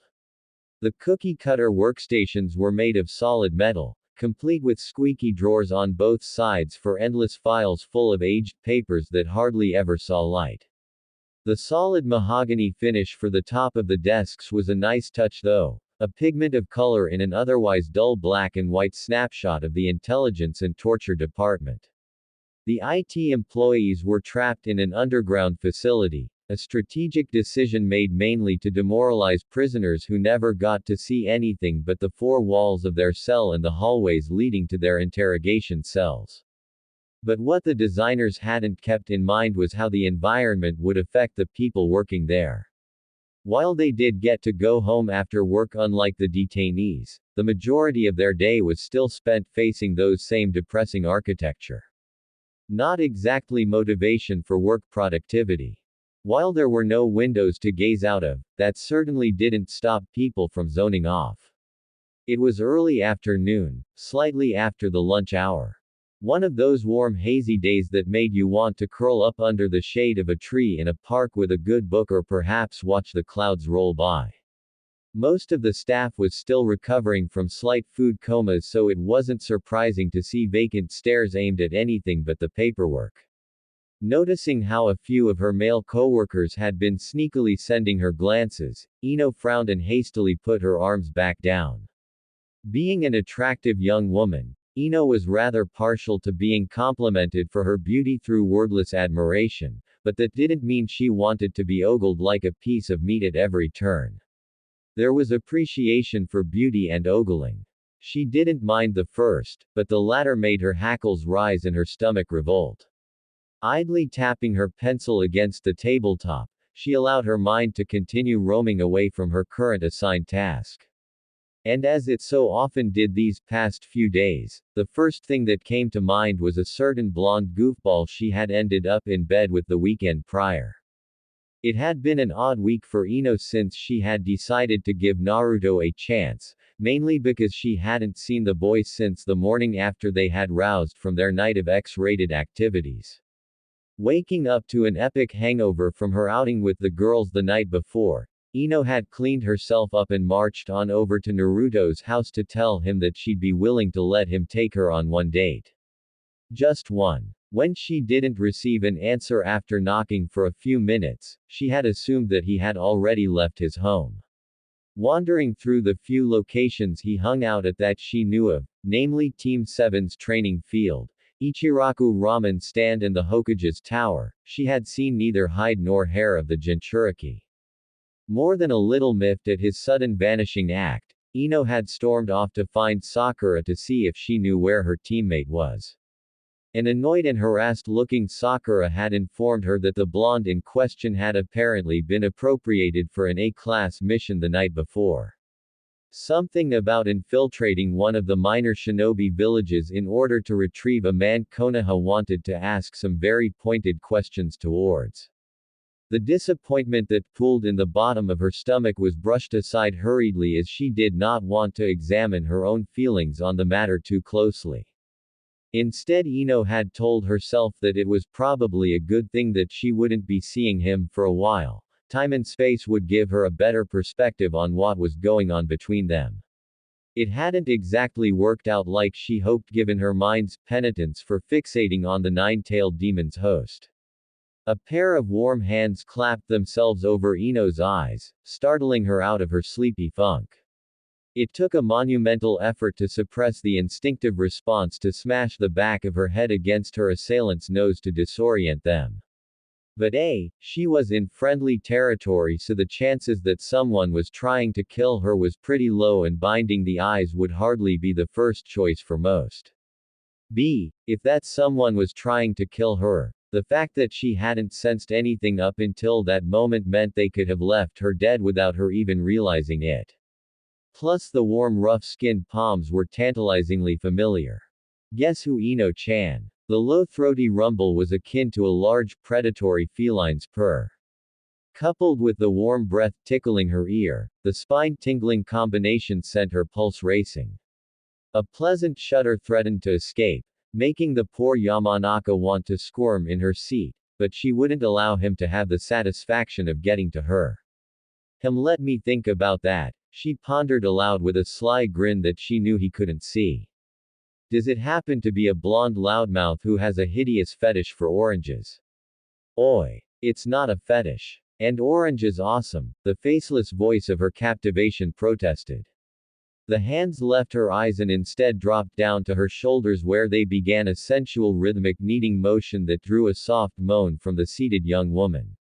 Leaning back in her chair, Ino closed her eyes and allowed her fellow blonde's skillful hands to quickly work away at the kink she had been desperately trying to get rid of. Waves of pleasure rolled through her as her body crooned its approval. Oh, yeah, right there. Her instructional groans devolved into meaningless sounds of satisfaction as Naruto continued working away at all her sore spots with the attention of a master masseuse.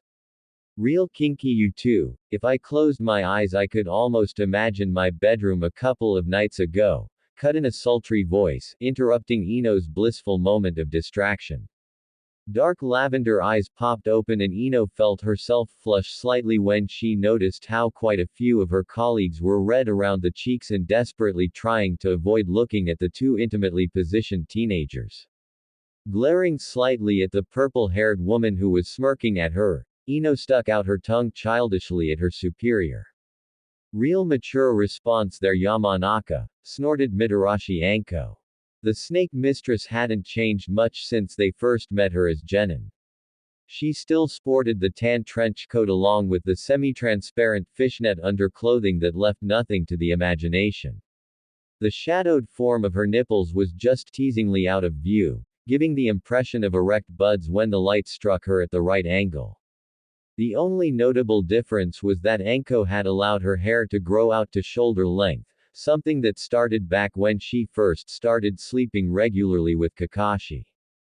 The one-time apprentice of the Snake Sanin was a sabotage specialist, but when she wasn't off killing someone or slipping mercury into a well somewhere, she hung out in the IT department.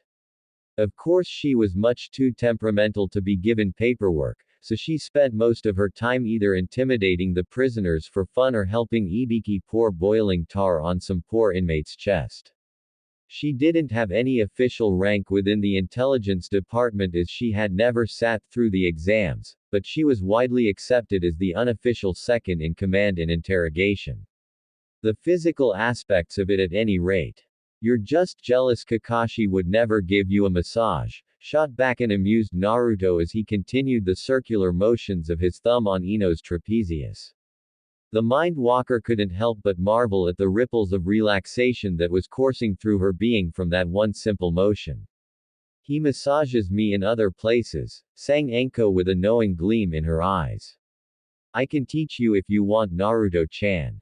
Naruto shivered slightly as he crossed his arms protectively over Ino's chest in a slight hug, careful to keep his hands away from anything inappropriate.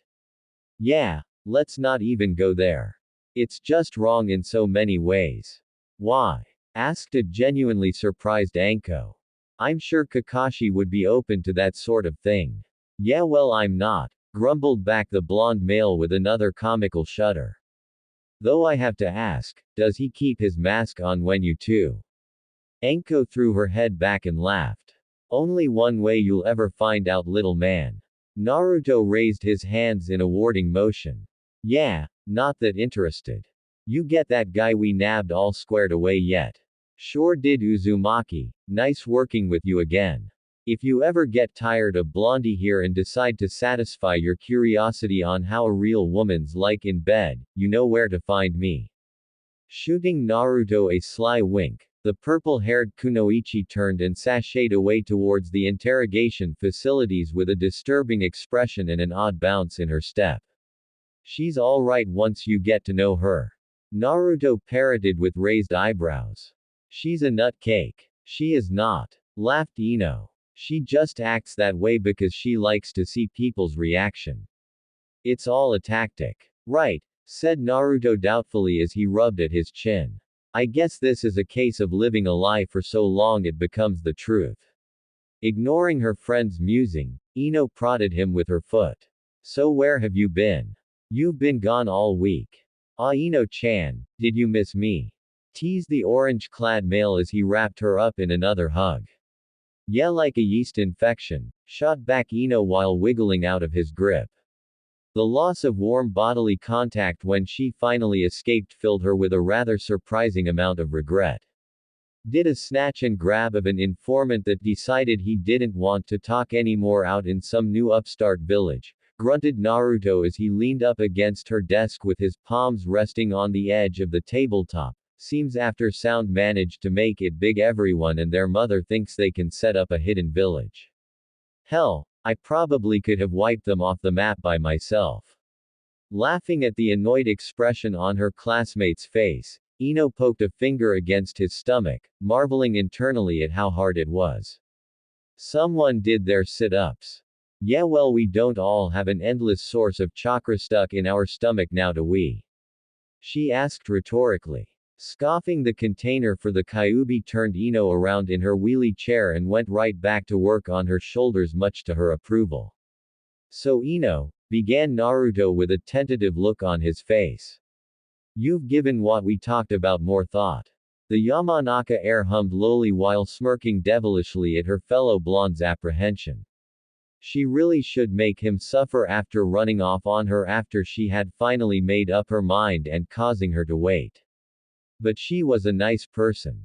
Plus that massage at the moment made up for everything.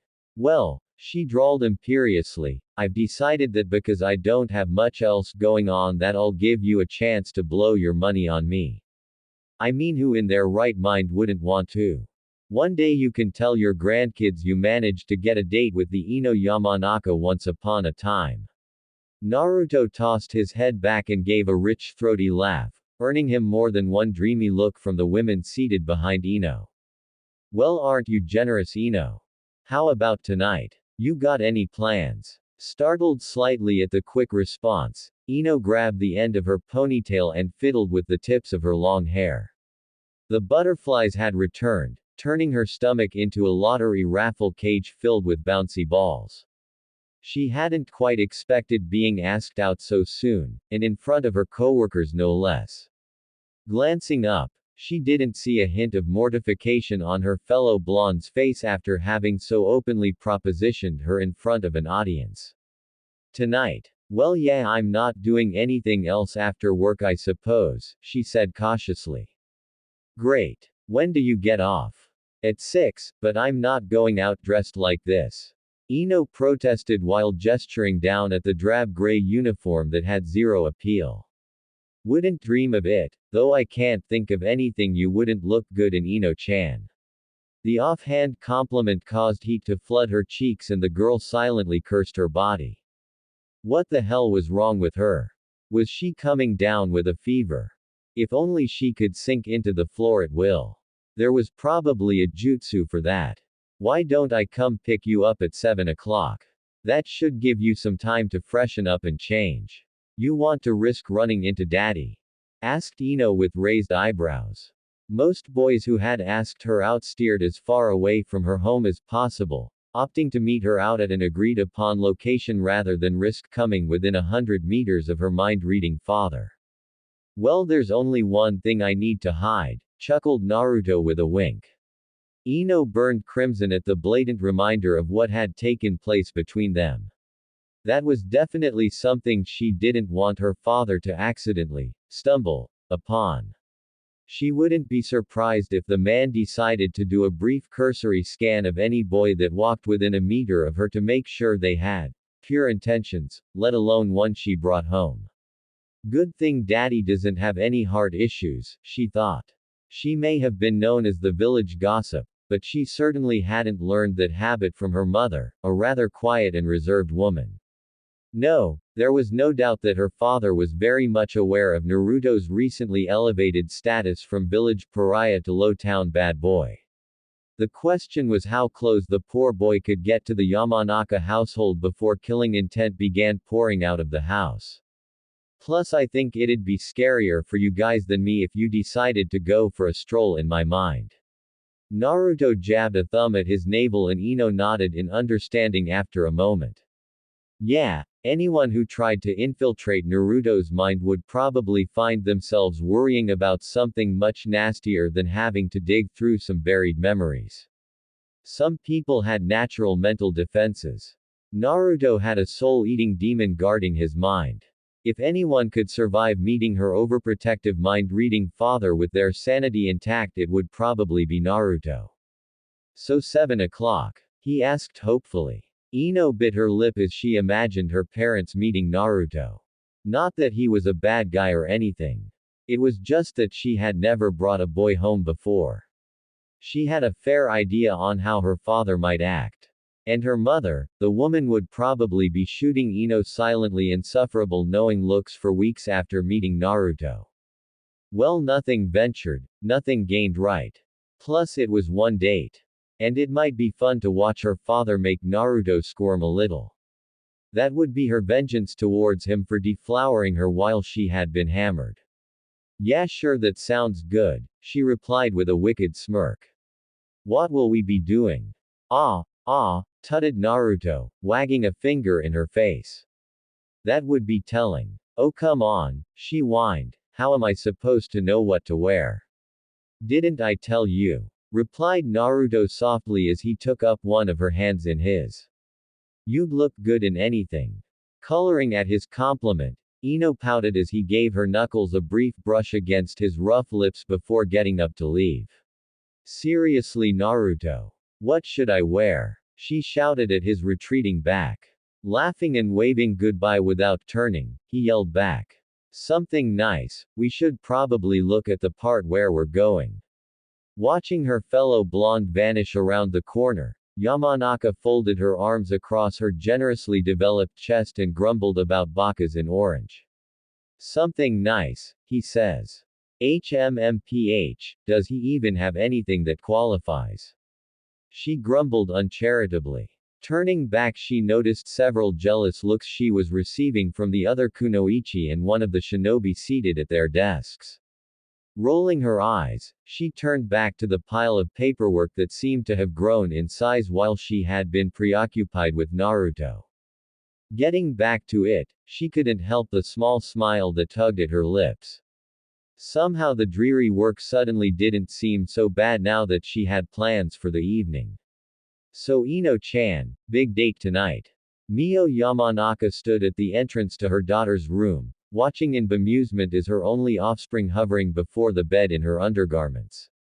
While her daughter was rather well acquainted with the latest fashion trends that seemed to take off in a different direction every other season or so, the girl was rarely seen spending much time being indecisive on what to actually wear.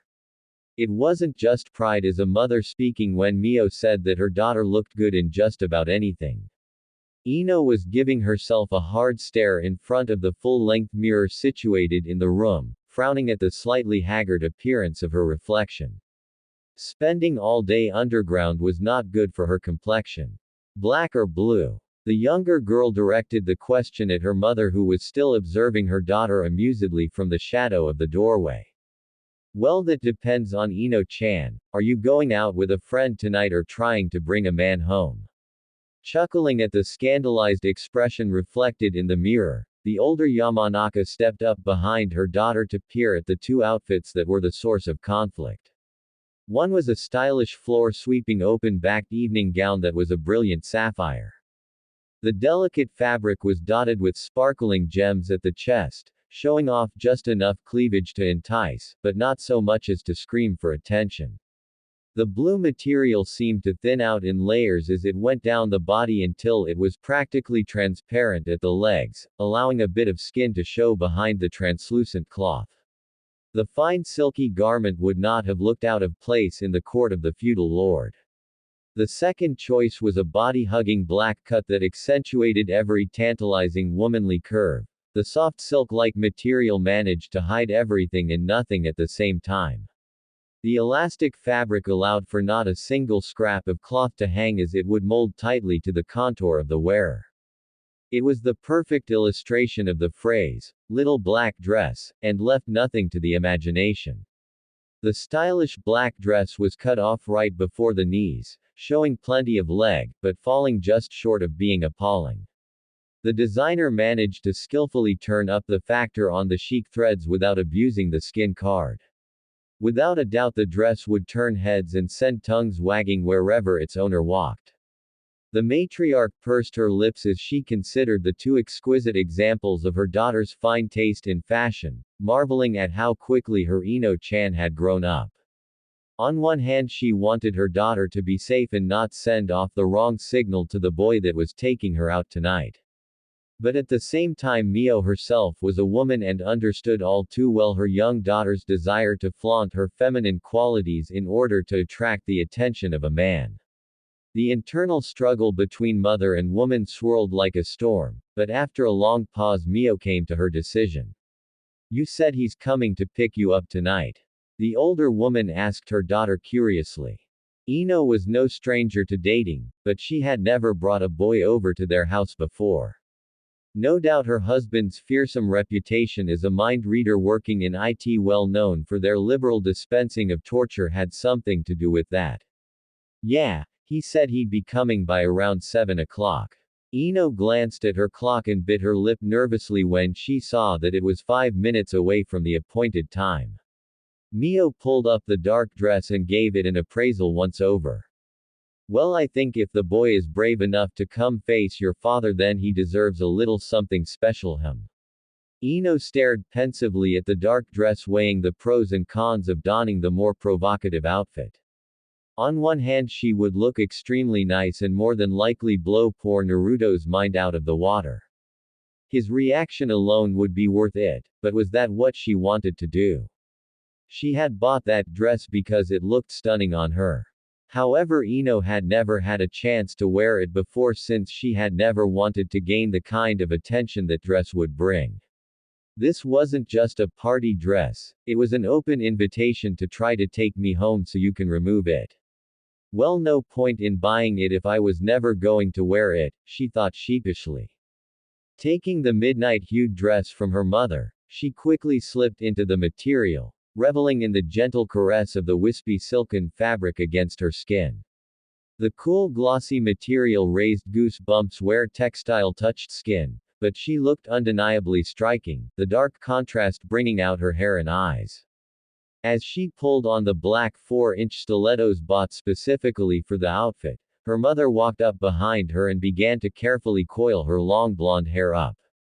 Straightening, the younger Yamanaka watched her mother work away at her hair in the mirror, skillfully weaving the long strands into a beautiful work of art complete with a pair of silver chopsticks engraved with miniature dragon carvings. It had been years since her mother had helped her put her hair up. Once Ino had been accepted into the ninja academy, she had insisted that she was old enough to take care of her own grooming, and her mother had accepted that without a fuss. The blonde girl hadn't realized how much she missed this bonding moment until she was sitting there under her mother's tender ministrations again. "So tell me about this boy. What is he like?" "He's an idiot," Ino blurted out immediately before she could even really think about it. Her mother laughed at her response, casting a critical eye at her daughter's reflection before making micro adjustments here and there. All men are idiots, Ino-chan, she responded absent-mindedly. What's his name? Naruto, Uzumaki Naruto. Ino didn't miss the momentary pause in her mother's hands, but the older woman continued on without comment, leaving Ino to stew in her own thoughts. Like I said, he's an idiot, an attention-seeking loudmouth who was dead last in our graduating year. Ino paused as she reflected on what she knew about him. I guess that's who he was anyways. A couple of years ago he left with Jiraiya-sama and trained with him for 3 years. He came back a year ago, but he's different now, more reserved and thoughtful. Sounds like he grew up, commented the older woman thoughtfully as she turned to eye her daughter's makeup kit. I guess. It's weird though. He used to be all dead set on Sakura, but out of the blue he decides to ask me out, said Ino with a frown. Well, maybe not entirely out of the blue given what had taken place the night before he had expressed his interest in her. Ino still didn't know how to feel about the 180 her fellow blonde had done. He had been gone for the better part of 3 years, and since his return no one had seen him pester Sakura for a date. But given the amount of time those two spent together, people had simply assumed they had quietly gotten together and weren't too keen on letting others know about it. It wasn't so uncommon in their field of work. Loved ones were a weakness that could be used against a shinobi. Sakura-chan? Inquired Mio in surprise. My, you two seem to always cross paths in your love interests. The young mink walker felt her face flush slightly at her mother's observation. He's not a love interest. We're just going out 'cause I didn't have any other plans. She added silently with an internal wince. Oh, is that why you were agonizing over what to wear? Teased the clan matriarch. Because the last few times you went out with a boy you just threw on the first thing you grabbed from the closet if I remember right. Ino looked away, embarrassed that her mother had noticed. It was true that she had probably spent more time worrying about her appearance for this one night than all the other ones she'd been on combined. For her prior dates she had the unshakable belief that she would look good in anything she put on. Hell, they should be thankful for her presence, let alone judge her for her appearance.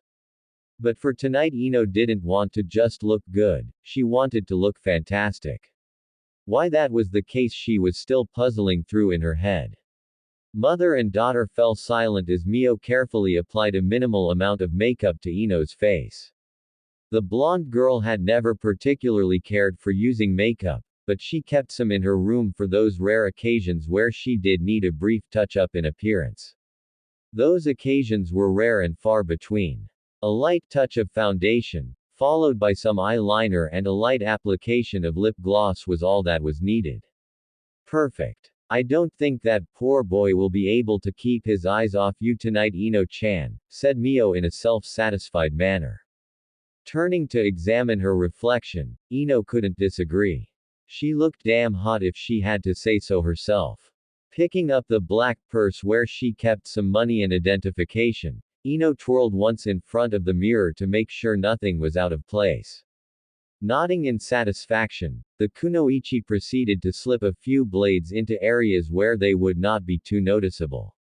Not that she was afraid that Naruto was going to try anything that would require her to defend herself, but it was just good practice to always be armed. Smiling at her mother's approving look, she drew a breath and prepared to head downstairs where no doubt her father was busy burning a hole into Naruto's head for daring to even set foot into the house, let alone take out his little princess. Her mother's hand on her shoulder stopped her descent and she turned a curious look to the woman's rather serious face. Ino-chan, do you have some condoms in your purse? The blonde bombshell felt her jaw drop as she stared back at her mother in disbelief, uncertain if she had heard correctly. What? Why would I need that? Ino spluttered with heat blossoming on her cheeks. I've seen that boy, laughed Mio with a sly knowing gleam in her eyes. A strapping young lad like that isn't in demand for his ability to spout poetry. You're a grown woman who can make her own decisions, regardless of what your father might believe. If you do decide to stay for the night with Naruto-kun, I want you to be safe. Now if you don't have any protection, I'll go get some from my room. Ew mom, I did not need to know that. Yelled Ino, the volume of her voice fueled by mortification. And that is not happening between me and Naruto. Again, she amended guiltily. Her mother raised both hands up in an appeasing manner to calm her daughter.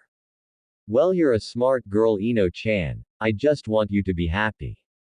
Though I took some advice from your mother, I would make my decision on whether you like him or not quickly. A man like that won't be on the market for long. Attraction is a funny thing. When you have it, you might not care for it, but when you lose it, you suddenly crave it. Sakura-chan might change her mind about Naruto-kun if you remain indecisive for too long. Ignoring the way her heart had plummeted into her stomach at the mention of Sakura, Ino rolled her eyes at her mother. Hell, if Sakura wants to take this headache out of my hands, I'd gift wrap him with a bow tie for her, she grumbled half-heartedly. Shaking her head with an amused smile, the older woman shook her head and ushered her daughter towards the stairwell to their two-storied home. Whatever you say, Ino-chan, let's go meet that man of yours before your father figures out where he wants to hide the body. The two women descended into the living room expecting to find a frigid atmosphere with a glaring Inoichi and cowering Naruto set apart as far as physically possible. Instead, what they found was the two men conversing inaudibly about something in the kitchen area, two bottles of beer opened before them. Naruto was saying something while repeatedly making a triangle figure with his hands for some unknown reason as Inoichi looked on intently with an intrigued expression on his face. The two women shared a stupefied look as the Yamanaka clan head burst out into rueful laughter while shaking his head. Clapping his hand onto the younger man's shoulder, Inoichi leaned forward, making a circular motion with his finger while replying back, causing Naruto to crack up as well. Mio steered her befuddled daughter over to the two oblivious men, clearing her throat to get their attention. Inoichi turned and his mouth fell open when he set eyes on his daughter, having rarely seen her dress up for anything. Ino, however, only had eyes for her date for the night. She was pleased to note that Naruto had a stunned expression on his face, as if someone had told him that Ichiraku's ramen was closing down for good. Oh yeah, she thought with an internal fist pump, so worth it. After a moment of muteness, Naruto finally seemed to have found his tongue again. His face morphed into a calm smile before stretching into that irresistible grin of his, which set off a similar one on Ino's face as well. Wow, he breathed, eyes lit up. Ino-chan, you look gorgeous. Blushing self-consciously at the blatant honesty in his voice, Ino averted her eyes in embarrassment. She was in for a surprise when he reached behind the counter and pulled up a batch of a dozen white roses with a single red one centered in the beautiful formation. The dark ruby stood out like a beacon against the field of gentle white surrounding it, accentuating the beauty of the single red rose in the skillfully fashioned bouquet. Gasping in delight, Ino took the flowers from him and gave them a brief sniff before handing them over to her mother, who had already retrieved a vase. The analogy he was trying to draw with his offering was not lost on her. It hadn't escaped her mother either from the pleased expression seen on her face. Ino felt herself melt a little on the inside at the wordless compliment he had just handed her. Sometimes the best compliments were the unspoken ones. You didn't buy that from a competitor, did you? She joked even as her happy smile refused to die down. Naruto chuckled and scratched at the back of his head. There's no good answer to that, so I'm going to keep quiet. Smart move, she laughed. Thanks for the roses. Breaking out of her own internal delight to take in his appearance, Ino couldn't help but marvel at how neatly her fellow blonde cleaned up. She had never seen him outside of his gaudy orange jumpsuits when they were younger, and while he had added a lot more black to his ensemble now that he was older, he was still rarely seen wearing anything but one of his signature orange-trimmed jackets. It was practically his trademark by now, something that was in fact noted in his bingo book entry. For their night out, the blonde had opted to go for a less traditional outfit. Simple slacks ran all the way down his long legs to a pair of expensive-looking dark leather shoes that had been polished meticulously to a fine pearly sheen. A dark sleek suit jacket hung snuggly over his well-built figure, framing a crisp white shirt that he kept casually unbuttoned at the collar to expose just enough flesh to hint at the lithe rippling chest muscle hidden behind the cloth. He had forgotten the leaf headband, allowing his naturally spiky blonde hair to flow backwards in a messy but appropriate look given his informal approach to dressing up. The dark green gem that was always on his person hung from his neck like a blinking star, adding to the slight rebellious air about him given his flouting of convention on what was acceptable for formal wear. But she had to admit, he looked damn good doing it. You're welcome. His charming smile was quickly diverted to Mio, who had returned from having put away the roses onto a table kept in the hallway for such displays. And you must be Mio-san. I guess I have you to thank for raising such a lovely daughter. Mio laughed and gave Naruto's shoulder a playful swat. I'd like to think I did most of the hard work. Exchanging a quick handshake, the two broke apart as Inoichi cleared his throat. Turning, Naruto gave an apprehensive grin at the stern look he was receiving from the older man. Now I like you, Naruto, began Ino's father steadily, but if I catch even a hint that you're not treating my daughter right, well. The older man trailed off with narrowed eyes before making the signature Yamanaka mind-delving seal. Mio gave him a good whack across the back, dissolving the rather intimidating air he had been putting off when he let out a yelp. Oh, leave him alone, you big brute, scolded the Yamanaka matriarch playfully. Ignore him, Naruto-kun. You and Ino-chan go have fun tonight. The rather murderous look that Inoichi was sending Naruto implied he wanted them to have anything but fun. The older man quickly found himself being pushed out of the living room by his wife, who was telepathically threatening him with a dry spell for the history books if he didn't leave the young couple alone. Pinching the bridge of her nose in humiliation at her parents' antics, Ino opened her eyes again to catch Naruto giving her body a bold unhidden once-over now that her family was no longer present. The Mind Walker smirked as blue orbs finally finished their slow greedy crawl back up to her eyes. So he wasn't entirely a gentleman after all. Well, Ino was aware of that already given some of the unspeakable things he had done to her that still had her blushing a week later. So where are we going? Seeing as you're all dressed up fancy, I'm guessing we're not going to Ichiraku's, she snarked, falling into the easy routine of ribbing the former class dunce. The offended look on his face prompted Ino to burst out laughing. Oh come on, Ino-chan, Naruto whined. You didn't really think I'd take you to Ichiraku's, did you? Well. He huffed and crossed his arms, pouting childishly. Yeah, well, maybe we will go there. Allowing her giggles to subside, Ino stuck out her tongue mischievously at her fellow blonde. Yeah, well, maybe I'll just stay here then. Snorting, the blonde male stuck his nose up arrogantly and gave a rather impressive sneer back at her. Like you could resist me. The two broke down snickering and spent a good minute swallowing back fits of giggles before calming down again. So where are we going? Ino probed curiously as he held the door open for her. To Kyoto, he replied easily while scanning the front porch of her home. Drawing up to a halt at his reply, she gave him an incredulous look. Kyoto was a neighboring city in the Fire Country near Konoha, completely run by civilians unlike the Leaf Village. Due to the lack of military leadership in the city, there was a lot more entertainment and restaurants to be found as it was primarily a tourist attraction. It wasn't a bad place for a date, but the city also happened to be a good hour away even for a shinobi moving at a steady pace. Naruto, Ino began slowly. Kyoto's like at least 20 miles away. Yeah, it is, he replied distractedly while continuing to scan the crowd of people headed for an evening out. Tapping a heeled foot, Ino crossed her arms with a glare. And how exactly are we supposed to get there? I'm not exactly in running footwear, and even if I were, I'm not running to another city just for a date. Naruto turned around and took one of her hands in his with a gentle tug. Ino felt her anger cool at the kind smile directed at her, finding her eyes captivated by his alluring baby blues. Damn him, how did he manage to manipulate her emotions so easily? Hey, trust me a little, yeah. The gentle request was punctuated with an equally soft squeeze from his large warm hands.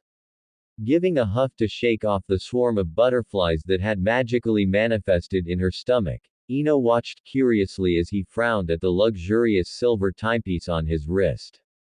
It seemed he had something planned after all. Okay, so what are we waiting for then? She asked impatiently. As if to answer her question, her ears caught the sound of loud neighing and the deep rhythmic rumble of wheels broken by the almost silent creak of turning spokes. Stepping straight out of a fairy tale, a majestic quartet of snow-white horses turned around the street corner, carrying with them an elegant carriage that practically screamed royalty with its elegant design. People hurriedly moved out of the way of the important-looking carriage, breaking up into whispers as the vehicle pulled up to the Yamanaka home. Ino couldn't help but gasp as the massive beasts pulled up to a stop before them. Unbidden, her hand reached out to caress one of the well-groomed animal's silky mane. The lead horse snorted nervously and pranced a little at her approach, but calmed at her soothing touch. The chatter of the crowd that had built up in the background fell on deaf ears as Ino delighted at the regal presence of the stallion she was caressing. So sorry, shouted the stately-looking older man in the dark kimono who jumped off the driver's seat. Got a bit turned around. I hope you weren't waiting too long. Naruto rubbed the back of his head nervously, but laughed it off. Well, I was more worried you wouldn't show up at Nagata-san. I go where the boss says, replied the driver simply as he opened the carriage door with a graceful sweep of his hands. And tonight he said you're the boss. Ino couldn't help but feel a burst of excitement as Naruto gestured for her to head in before him. Carefully maneuvering up the steps, she was greeted with the splendid interior, a spacious two-seater bound in the finest leather along with a champagne holder and various other snack foods that looked abhorrently expensive. Plopping herself down and noting how it felt like she had just sat down on a cloud, Ino couldn't help the giddy sensation ballooning inside her as she took a glance at the wine selection on board. There must have been at least a dozen brands from all over the elemental nations, all well stocked and without a price label to make her feel guilty about guzzling them. Her expectations for the evening had already been shattered in the first 5 minutes. Talk about setting the bar high. How in the world did you afford to rent a carriage? She asked in wonderment as Naruto seated himself across from her. Their vehicle started off with a low rumble quickly drowned out by the clopping of horses' hooves. Through the small window Ino spotted the surprised faces of her parents watching from the living room window. Returning their hesitant wave, she gave them a bright smile of reassurance. Oh, I know a guy who knows a guy, Naruto answered evasively. Grabbing a bottle at random, he examined the label with a critical eye before nodding with satisfaction at what he found there. Skillfully popping the cork with little effort, Naruto searched through another drawer looking for something to pour the fine liquor into. Accepting the bubbling glass from her date, Ino gave the vintage an experimental sniff before sipping. Enjoying the way the carbonated quality clashed with the light fruity taste, she smacked her lips in a rather unladylike fashion before turning her attention to the compartment on the side of her seat. Well, you'll have to introduce me to this guy then. Ino exclaimed happily as she rifled through the snack drawer. Greedily snapping up a package of chocolate-covered strawberries hidden between some gourmet confectionaries, the Mindwalker let loose a moan of ecstasy as the bitter cocoa mixed beautifully with the sweet zesty juices of the fresh just-picked berries that had been harvested at the zenith of the season. Offering the package to her partner in crime who was busily emptying a bag of what appeared to be pretzel wedges filled with peanut butter, Ino stuffed another of the mouthwatering fruit morsels into her mouth.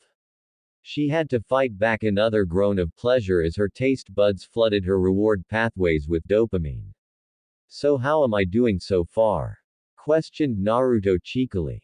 Oh, I don't know, drawled Ino. She toyed with another strawberry, enjoying the way his eyes hungrily traced the sensual movement against her lips. You're doing okay so far, I suppose. Okay. He squawked indignantly. Who'd you go out with before?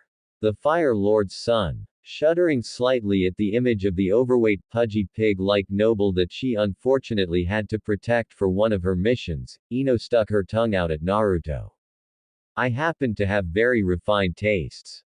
Rigget. Refined. Might want to wipe off the chocolate from your mouth before you say that, princess, he chided her teasingly. Ino blushed and grabbed a napkin to dab at the corner of her mouth only to find there was nothing there. Tossing the balled-up napkin at a laughing Naruto, she followed up with the first thing within reach, which happened to be her strawberry package.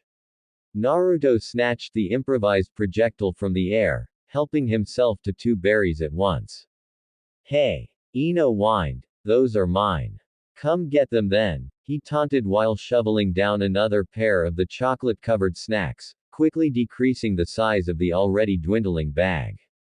Lunging across the space between them, Ino made a wild grab for the sack of strawberries only to find them outside her reach as Naruto held them over his head. Cussing his parentage, she hopped onto his lap to gain the leverage necessary to reach her target, fingers scrabbling wildly to snatch back her prize. Ino fell into a paralyzing fit of giggles as Naruto used his free hands to tickle her sides, tears springing to her eyes as he mercilessly assaulted her weak points. No. Stop it. She shrieked as she laughed hysterically. Now giving up on getting her precious back, she tried to squirm off his lap to get away from his searching hands, but found herself trapped in his grip when he brought down his raised arm to hold her in place. Seeing no recourse for escape, Ino fought back the only way she could. By tickling back twice as hard. The 2 blondes struggled against each other, trying to trap the other's hand while keeping one of their own free to attack. After a couple of minutes of back and forth, they finally called a breathless truce when they almost accidentally knocked over Naruto's glass of wine. Capitalizing on Naruto's distraction from keeping the liquid from spilling, Ino snatched back the bag of berries with a triumphant cry. Ha! I won! She gloated. In your face, Uzumaki. Said Uzumaki chuckled and wrapped an arm around her waist, pulling her closer to him so that their faces were inches apart. I guess you do, Ino-chan, he whispered huskily. Their faces were so close Ino's nose could pick up the whiff of mint on his breath. She was momentarily overcome with the urge to find out what brand he used by tasting his mouth. Feeling the goose flesh break out across her arms, the kunoichi fought down a shiver. Staring into the crystal lakes, gazing serenely back at her, Ino swallowed ineffectually while running her tongue across her suddenly very dry lips. Yeah, she whispered back breathlessly, unconsciously leaning forward. The soft smile adorning his youthful features turned into a wicked smirk upon seeing her reaction. Naruto pulled back from Ino, leaving her mortified at her own subconscious reaction to his proximity. Trying to ignore a feeling of disappointment seems to have become a thing for Ino lately. Sliding hurriedly off his lap, and feeling a slight pang of regret at the loss of close contact, Ino decided to stay on his side of the bench. Snatching up a glass of wine he had rescued, she emptied it with one swig before shooting her date a haughty look as if that was her response to his challenge. So tell me about yourself, Ino-chan, Naruto said as he turned slightly to face her, resting his back against the wall next to the window frame. Leaning back against her side of the carriage, Ino returned his curious look while propping her bare feet on his lap. Her shoes had fallen off during their little wrestling match over the now empty bag of berries and she hadn't bothered putting them back on. Huh. Like what? We're on a date to get to know each other, Naruto pointed out dryly with a roll of his eyes. You know, like your likes, dislikes, hobbies, dreams for the future. What is this, like our first team meeting or something? Ino quipped while tossing the empty strawberry bag into a waste bin in a tiny compartment that retracted into the floor of the carriage. Rich people had the neatest toys. Fine, I guess I can run with that. I like watching the sun rise. I always get this feeling of hope in that. I like peanut butter. I don't like bugs, and I hate that stupid cat the Fire Lord's wife owns. My hobbies are working with flowers. I like how calm I feel when I'm putting together a bouquet or tending to the gardens. Oh, and I also like shopping, duh. For the future, well, I'm hoping to find someone to fall in love with and settle down. That and becoming head of the intelligence department. Seeing Naruto's deadpan expression, Ino crossed her arms defensively. What?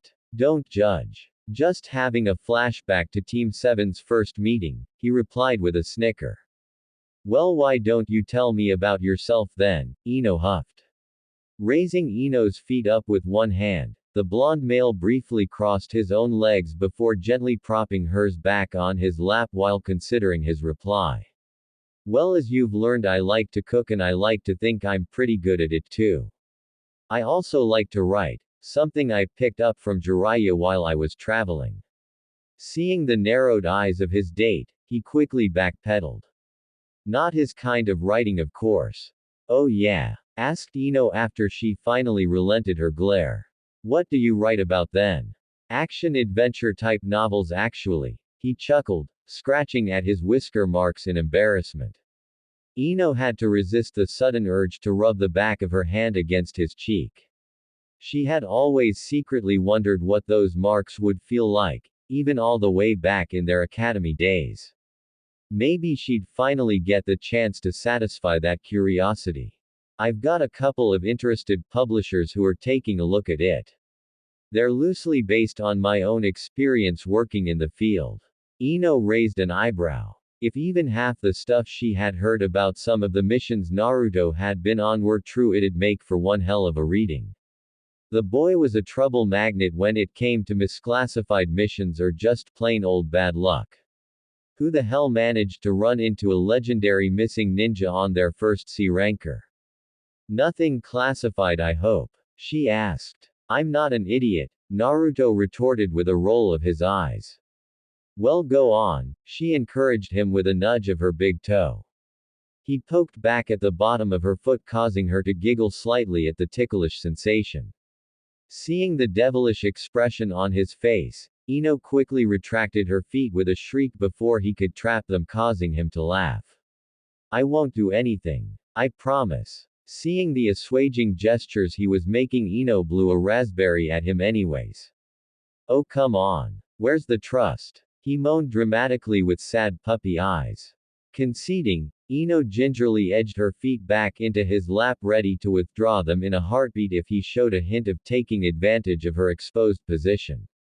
Her concerns were waylaid as he turned his body sideways and began to lazily massage her feet. Her body relaxed as his hands seemed to pinpoint every ache and tension in her foot. So what else? She asked while closing her eyes at the pleasant sensation. It was going to be hard not to fall asleep between the tender attention he was paying to her feet and the rhythmic rocking of the carriage. Well, I also like to draw, he said after a moment's thought. I remember. She exclaimed with a laugh. You used to zone out in Iruka's class and doodle comics in your notebook. You saw that? Naruto asked with surprise. You weren't exactly trying to hide it, she snorted. Figured you were too busy fawning over your Sasuke-chan, he retorted, causing her to blush faintly. Her childhood infatuation with the Uchiha was rather embarrassing now that she was older. Sure, he had been the dark, brooding, handsome genius of their year, the sort of guy clueless little girls who hadn't had real experiences in a relationship would go for. But now that she was older, Ino really wanted to be able to go back in time and slap her younger self. Beyond just the superficial attraction, there were also the many signs and symptoms pointing at the fact that Sasuke would make for horrible boyfriend material. He didn't pay attention to anyone beyond himself and his problems. Arrogance practically oozed off him. He was antisocial and he just wasn't all that nice in general. Plus there was also the whole running away and betraying the village thing. Major point deduction. You weren't any better with Sakura. She shot back. If anything, you were the worst. I never stalked her back home, he countered with a smirk. And don't deny it, I saw you do it.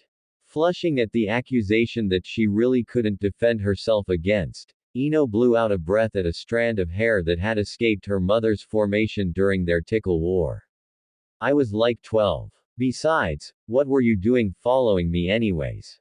Now it was Naruto's turn to look slightly embarrassed.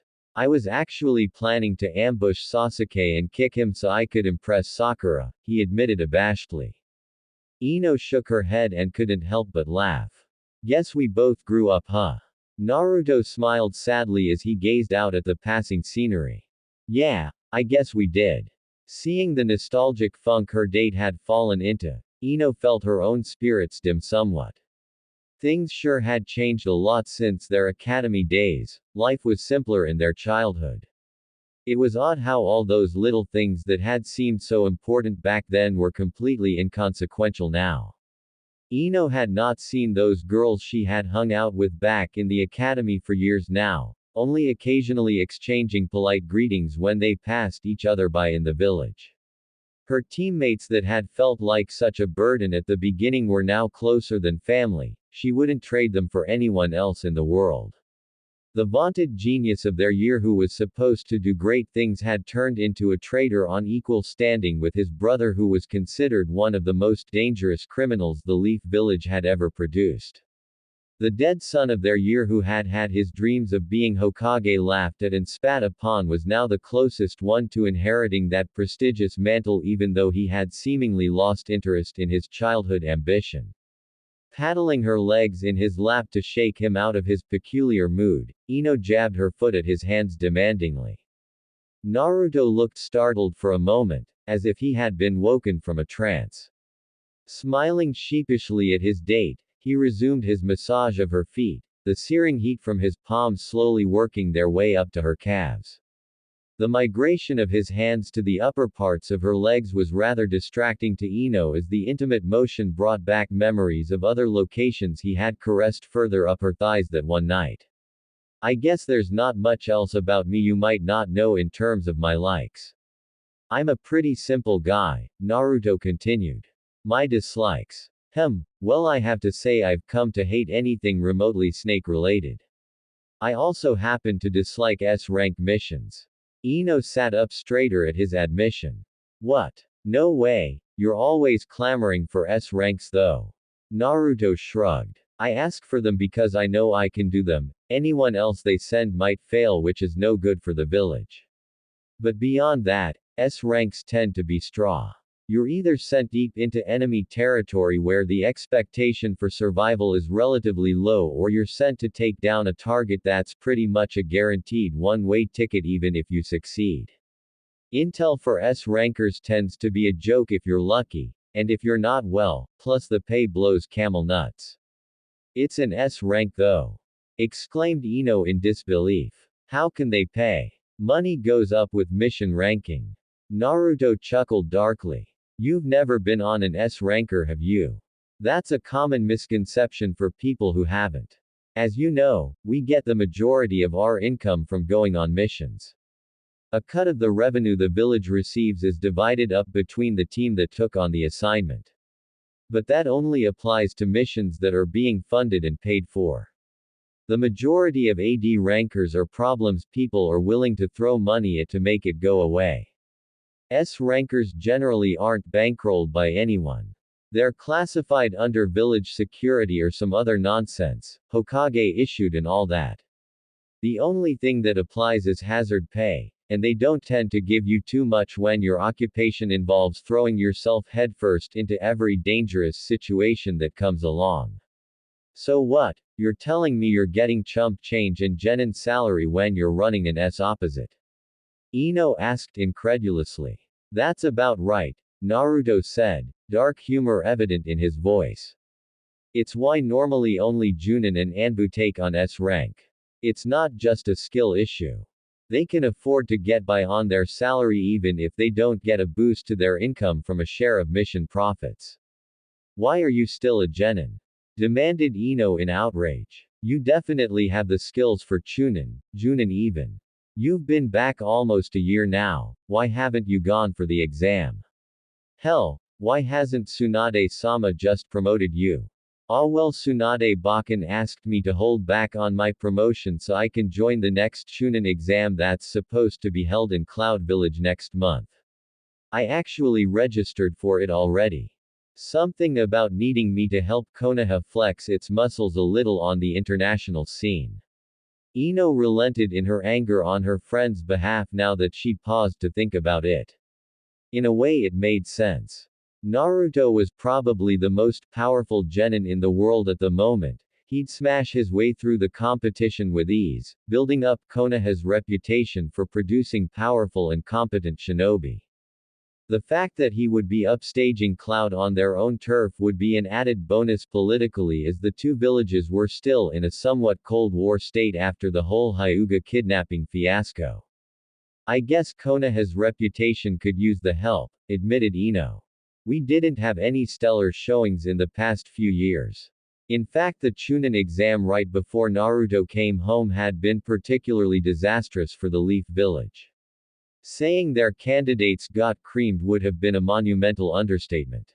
At least people could normally blame it on bias and favoritism when none of their shinobi made it to the finals to be showcased on the world stage.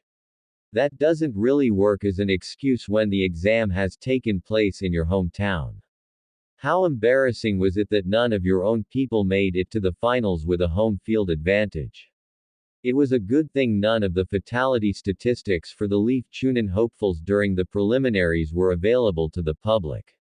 That would have been like getting beaten unconscious then having your face urinated upon by the victor.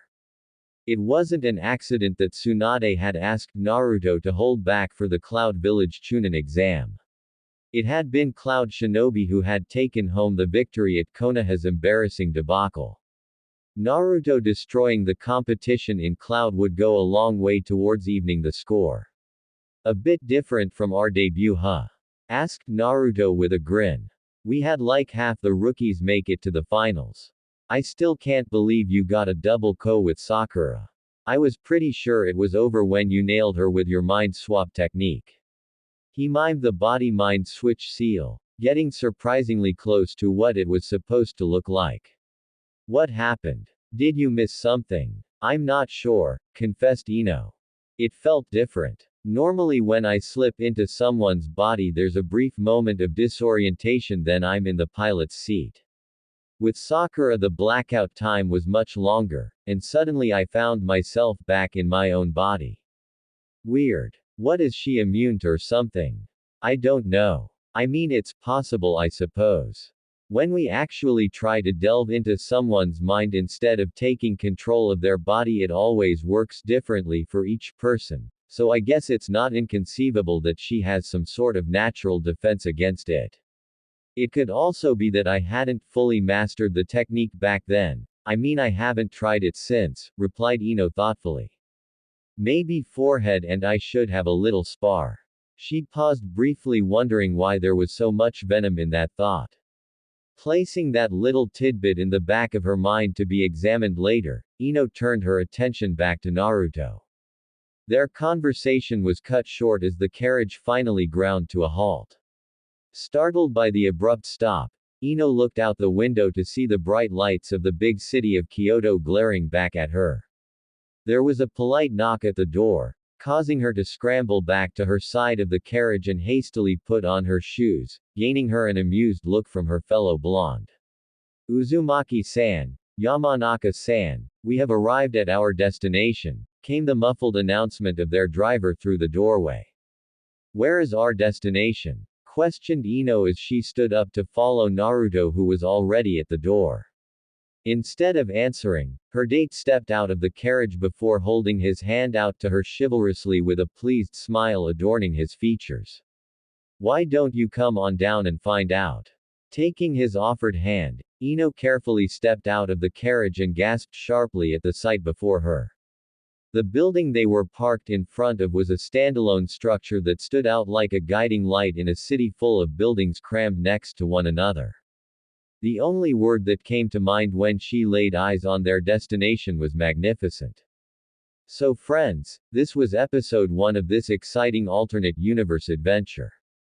If you enjoyed it and want episode 2 soon, make sure to like, share, and subscribe to the channel. Also comment down your thoughts. Do you think Ino and Naruto are the perfect team, and what challenge should they face next? I'll see you in the next episode.